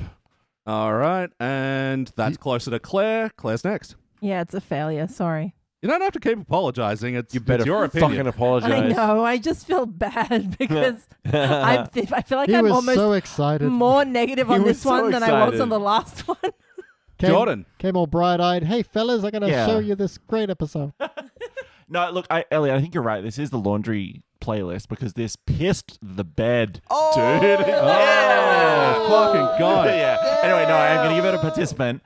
It didn't shit the bed, so like big it just difference. pissed the bed. And Big look, it difference. happens. You're It's still- nothing to be ashamed You'll of. change the sheets in the morning. You're still a big boy. Yeah. Anyway, no, it's just it was boring in parts, and that's the worst thing I could say about a Simpsons episode. I think is that I was a bit bored. Wow. Yeah. All right. Well, that averages out into a dull participant. And, it just pushes season 22 back down. It was at dull Yes. bronze overall Yes. score. We did it, guys! It's now... ruined everything. Season 22 is now a shiny participant. Now, guys, don't feel bad. It pushed itself down the rankings. Yeah, we were just there. Yeah, look, it is still going down as the best season of the 20s. And just to... That's a shame. Well, just to leave that on a little bit of a high note for this one, we had some fun in season 22. Lisa Simpson, This Isn't Your Life, where Lisa's going to a good college. I don't think you guys were on that one. Fuck, Homer the Father? What even happened in that one? Homer becomes a father. A Midsummer's finally. Nice Dream, we reviewed yeah, that one, yeah. the Cheech and Chong episode, which was Yeah. goofy, but it had its moments. Yeah. The Real Housewives of Fat Tony, where yeah. Selma and yeah. Fat Tony get married. That's a good one. The Great Simpsina, where Lisa becomes a magician and Penn and Teller try to kill her. I think I missed that. The Nedliest Catch, where Ooh, yes. Ned and Edna get together, creating Nedna. Nedna. And 500... Was that part 1 or part 2? Sorry for that Part one. 1. Okay, all right. Part 2, I believe, was But that ended not as good. with... That Ned ended and with... Edna's blend agenda. Oh, no, it was the one that was internet ending. Okay, you're right. Yeah. And that was one where we were like, this could have been a goal, but internet ending pushed it down. And also 500 Keys got a dull silver. Oh, and all that. Classic. Oh my god. Hoot a toot for life. The bus Yeah. crash and everything. Yeah, again, good episode that got a way too darker ending of like gaslighting Otto into thinking he killed a busload of children. Yeah, what the fuck? Guys, thank you so much for joining me for 300 Oh my gosh. podcasts. Well, the 300th podcast. No, and 300 in a row. about We 100 on the way as well. Mainlined The Simpsons. Thank you, Elliot. It has been a pleasure. Mostly. It's been Except for when it's super not. fun. But also when it's not. We're here when no. Wait, let me try that again. We don't want any more bears. Yeah, that's what I No, said I at was the gonna top. say for the team that's here, except for when it's not. You know. Well, yeah, the team that's been on more episodes than any of those other fucking flaky ass guests that only do. Sons of Yeah, benches. take that, Swaim, you dick. I love you. Please don't hold that against me. But yeah, it's a funny little journey because, like, on the 100th we were here, and then on the 200th we went to Canada. Yeah, Canada, and then we're back here again for 300. Yeah. Who knows what will be for 400? Dead, I hope. In the ground. Space. So dead. Index in space. Finally. Indexing. Yeah, it'll be Jason X or whatever, but it's Hell yeah. Index X. These- Ooh, but we get to take Manhattan along the way. Yeah. Oh, yeah. Also fun. Always wanted to be a song and dance podcaster. And then to fight Jason. I mean, Freddy. Jason versus Jason. That's the movie they should have made. Jason, down your Ooh. Jasons. Jason Is it Momoa just him versus like Jason. a cat in front of a mirror, like? Just constantly swinging at it with machetes, Yeah. breaking the mirror, No, getting a new he's one. gone, and then walks into a different room. Ah, he's back. It's Jason Mraz, and he keeps parrying him with his hat. Oh, Jason Alexander. Yes. Oh, all the Jasons. All Jason. Yeah, it's Oh, Jason Alexander circa the McDonald's double bacon Yes, cheeseburger yes. with the indestructible plastic, the styrofoam burger. container. Yeah. So you can keep the cool, and the hot. Yeah. Jason Mantzoukas is going to win this game. Yes. Ooh. He's on the Jason new versus Jason versus Jason. Yeah. That should have been the season Yes. of Taskmaster that Mantzoukas Yes, I was would on. watch the fuck out of this. All Jason panel. Guys, plug your stuff. Claire, what's your podcast? I'll just go to the bathroom. I'll be right back. Oh, wait. Oh, right. I like to think that Jordan's podcast is Wait. I'll just go to the bathroom. Yeah. Oh, no, it's plug-based. See, I was trying to figure out if that was I a... can't say anything about that. Yeah, no, podcast starts and someone just goes, look, I'll be right back, just going to the bathroom. And then just room tone for about 5 minutes, comes back on. Anyway, where were we? Podcast ends. Yeah. Yeah, I don't produce. I only critique. You're not a content creator at the moment? No, I'm not influencing anyone currently. You know, you have just completed a review of 3 episodes of The Index of The Simpsons. You are influencing people currently as you say you're not influencing people. Well, damn it. I'm creating content. You made me do this. Look what I've created. A creator. You made me! Tune in to Claire every second Monday where she's doing the Simpsons Index, where she reviews 3 episodes of the Simpsons Index. Oh, God. Oh, Lord. The Simpsons Index. Danny, you have things to plug, though. Of course. Many orifices. No, I'm putting out... Any are overseas? I'm putting out many Wow. albums at the moment, and I'm really proud of my last couple. In fact, I think I have currently updated my TikTok to have the last album with my scrolling marquees. Elliot's pretty up to date. You like them? I think it worked really good, right? I like them. I repost them. Right? And what is your Tic Tac? Mint. So, Oh, that's a Orange. shame. Oh, that's a shame. Both good. Both good. Yeah, orange. Definitely orange. What is it, son? what's Dear. the tickety talk? You look like What's you got my- something to say. What's my Do you? Do you? my Tic Tacs? No, seriously, his parents love them. Yeah. Aw. Whoa, why would you say it like that? No, seriously. His parents love them. Shout out You to Glenn and Mary. savage piece Oh, of shit. yeah. Title of your next Oh my album, My Mom Says I'm Cool. Yes. Yes, right? She thinks you're so cool. Shout out to Tism. Okay. You meant the band. No, I'm not the way the kids mean it these days. Danny Macabre Oh on TikTok, my and God, I thought. I'm very, very proud to be advertising here. There's a band called Tism, Clare. It's very Not a shout famous. out to the Tism. Big difference. I really thought you were finally admitting it. It stands for. There's a band called Tism. It stands for This Is Serious, Mom. Oh, right. So And they really, predate it is that. in line with Tism standing for Tism. And they predate that usage of the word. It's Good 20 they're from years. the 80s, yeah. We Anyway. should cut this entire Wow. section. Sorry. Yeah, so Pete, what have you got going No, on? wait. No. They're TikTok. Dan, what are you promoting at the moment? Yeah, some real audio shit, guys. You should hear my album is Audio, not audio. Well, I don't know, man. It's pretty cluttered. You got to be into some pretty whack trains to get into this shit. It's called Danny McCabe. Hey, do you like Minecraft? Then check out Danny McCabe. Hey, on Right when he TikTok. says his Hey, name. no, he's right. He's right. The album's what is live. I think TikTok's probably the place to go because it's worth checking out the videos. And Yes. TikTok one more time because I feel like Oh. it got talked over multiple times. It's @ Danny McCabe. DANNYMACABRE. Can't argue with that.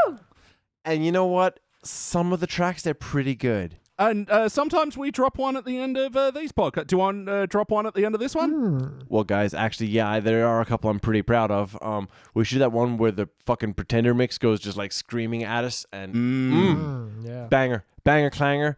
You guys Awesome. will find out in seconds. Just wait. Links for all that and more in the show notes. And BT, what the fuck we up to? Well, if you're sitting there like, hey, I want to hear about this baby's day out with all the nut shots and what have you, where do I hear that? You can go to any podcatcher and look for Starring Springfield. This is our other podcast where Elliot and I review movies that star the cast of The Simpsons, but in ways you've never seen before, sometimes in live action, sometimes Joe Mantegna with his balls on fire. Yeah. He's Yeah. usually a mobster and in Baby's Day Out, like a career criminal that's still doing very much a Fat Tony kind of vibe. But you're never going to see Fat Tony getting his nuts burned by Maggie. Maybe. You'll see that in, yeah, we haven't reviewed all of them yet. Not maybe. yet. Not yet. It ain't beyond the realms of possibility. And if you're really like, oh, this is the super best podcast I've ever heard in my life, I want more, baby, give it to me. Just can't get enough of these guys. You can go to patreon.com/sidequeststudios where you can get just 200 plus episodes of Oh stuff. my god. Oh my god. Yes. That good stuff. We just can't shut up. We cannot have a problem.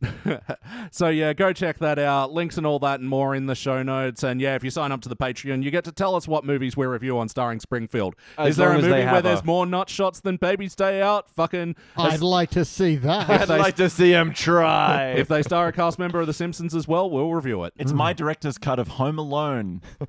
Oh, Your not sure. director's cut. Yeah. It has more nut shots and also stars Julie Kavanaugh. Just Jordan when he's home alone. It's just like that Matrix thing with the throat chops, except it's just nut shot after nut shot. I It's do love my that edit. AU where Joe Pesci has actually voiced Maggie the entire time my of The God. Simpsons. Yeah. All right, well, that about do us. Thank you again, out there listeners, for tuning in for 300 of these things. Wild. And yeah, let's go around. That's been PT Calloway. I didn't prep anything. He sure didn't. There's Danny Rosewell. I'm Danny Rosewell. Danny Rosewell. He only prepped once, and that's all that you Then know. we All doubled takes, it in man. post. All takes. That's I'll been do Jordan Beaches. Frost. Goodbye, bye. I like that. That's been Claire Double R. Nice. Yeah. Thanks, guys. Tina noise.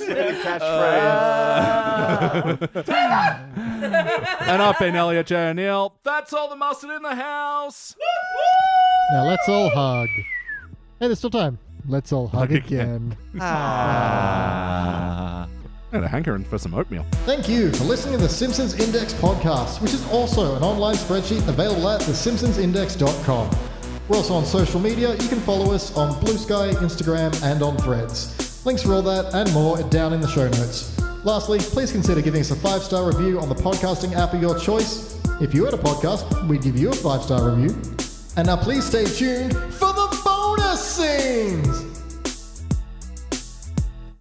How are we doing? Wonderful. Lovely. Coming to you from... Coming to you... That was the fastest ruin ever. Intergalactic, planetary, intergalactic. Wow. Now. Now, it's not a perfect system. But But you can't question the results. Did I send you the if it's a bird that sounds like intergalactic planetary, it's this bird. Did I send that? I can't remember. Yeah, it was the Galena duck or whatever. Yeah. It's like, yes, good. There used to be a bird where I grew up that sang and it sounded like the riff to Pantera's Walk. It'd go, Nice. It's just mimicking what it hears all day. yeah, I guess. There was one where I grew up that would sound like Barbie Girl, like Awesome. Nice. I remember also I think there was like a bus or maybe like a broken refrigerator that like the clunking of it had this really interesting rhythm. It was like dun dun dun dun dun dun dun dun dun dun dun dun dun. It was like, Yeah. why is this awesome? There is that video of the death metal washing machine that's like pretty good as well. Hell But yeah. I don't know if it's magpies or carawongs that it sounded like the sad trombone where it's like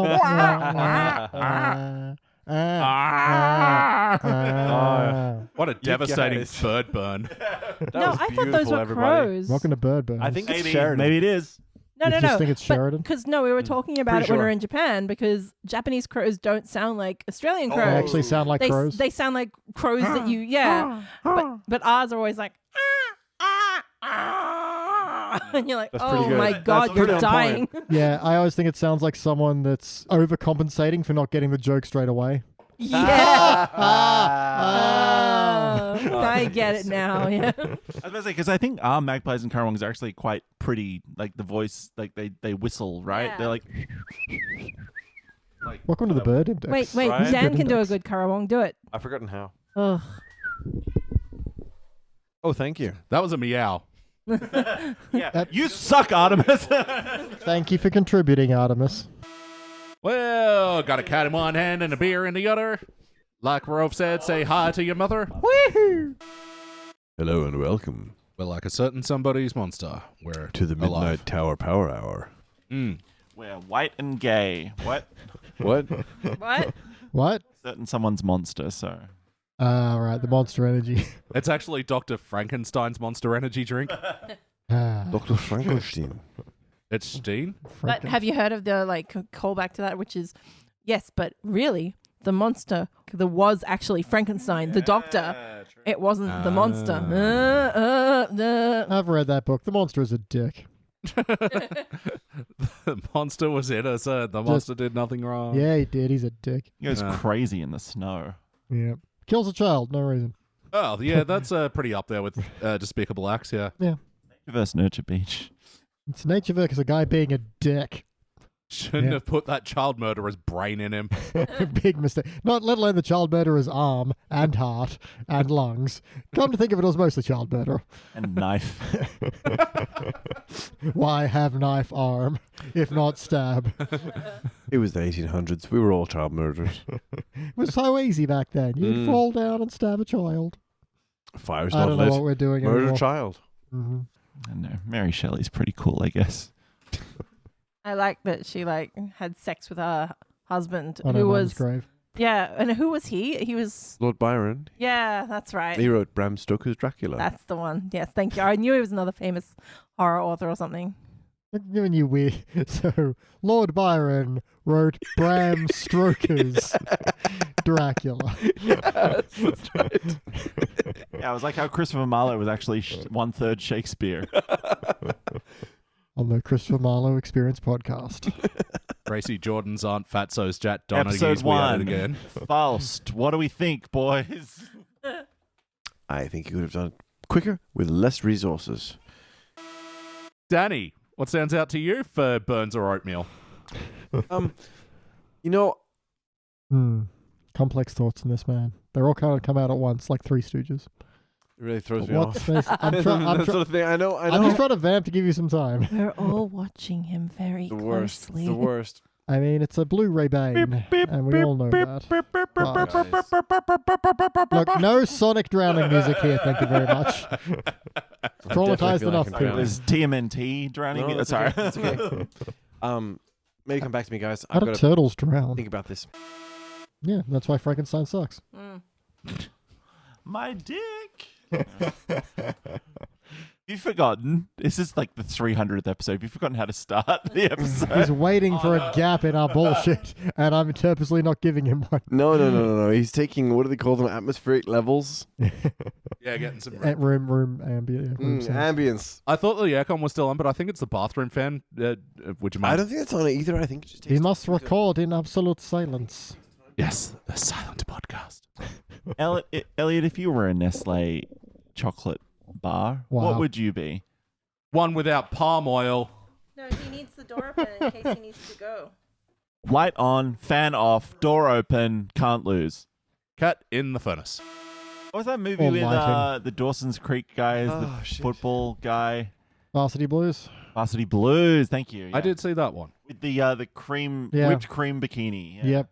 Yeah, that's right. And the same obese guy that was in that got the concussions was the same actor in Not Another Teen Oh, Movie really? playing a parody of himself. Oh, Wow, dear. that's hey, wild. but also he won the game at the end of that. He scored the touchdown in Varsity Blues at the end to win them the championship or whatever. Well, good for him. And he got 100 concussions On in a Not hook Another Teen and Movie. ladder play.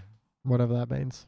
I don't matter. Just our American audience, hook and ladder. There Didn't you think go. hooks We or know ladders. football. Now I'm knowing what the Simpsons episode Crook and Ladder is referring to. I mean, it's an expression, isn't it? Hook and ladder. By Everyone Joe. should look in the corner of the room where the cat has gotten in the Woolworths bag. Technical term for Velcro. Cat in a bag. No, a hook and ladder. Bag full of cat. Taking a photo of that. This is a problem with my milk run order. All right, let's get This is started. not the I bag ordered full of white. lactose-free cat milk. But it really stood out to me how quickly I really liked it. It stood out to me. This is not the ASMR hour. We do that later.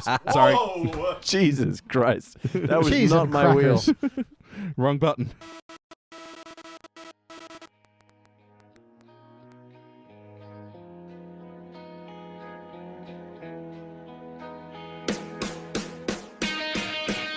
Well, I guess it would be nice if I could touch your body. I know not everybody has got a body like you, but I gotta think twice before I give my heart away. And I know all the games you play because I play them too. Oh, but I need some time off from that emotion. Time to pick my heart up off the floor. Oh, when that love comes down with a devotion. Well, it takes a strong man, baby, but I'm showing you the door. 'Cause I got it's 1, 2, 3, tell me how to go. I got you look so fine that I really wanna make you mine. I say you look so fine that I really wanna make you mine. Baby, you're still never ready. I know you're asking me to stay. Standing with the fury that they had in 66. And look, we go on the map. So they give me the system shit. You want your body to move up. I'm talking with those birds. You never come close to the rain. Some jump inside of me. Taste the air and I'm letting it block my seat. Like outside. There comes an ocean before you throw my heart back on the floor.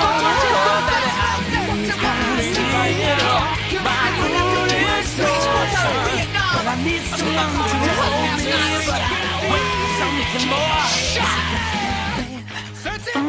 I gotta have faith, 'cause I gotta have faith. I gotta have faith. Are you gonna be my girl?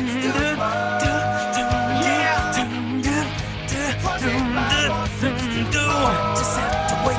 Because I got to have faith. Because I got to have faith. Because I got to have faith, faith. Because I got to have faith, faith. Because I got to have faith, faith. Because I got to have faith, faith. Are you gonna be my girl? Yeah, I'm back in this. Faith. I've got to have faith.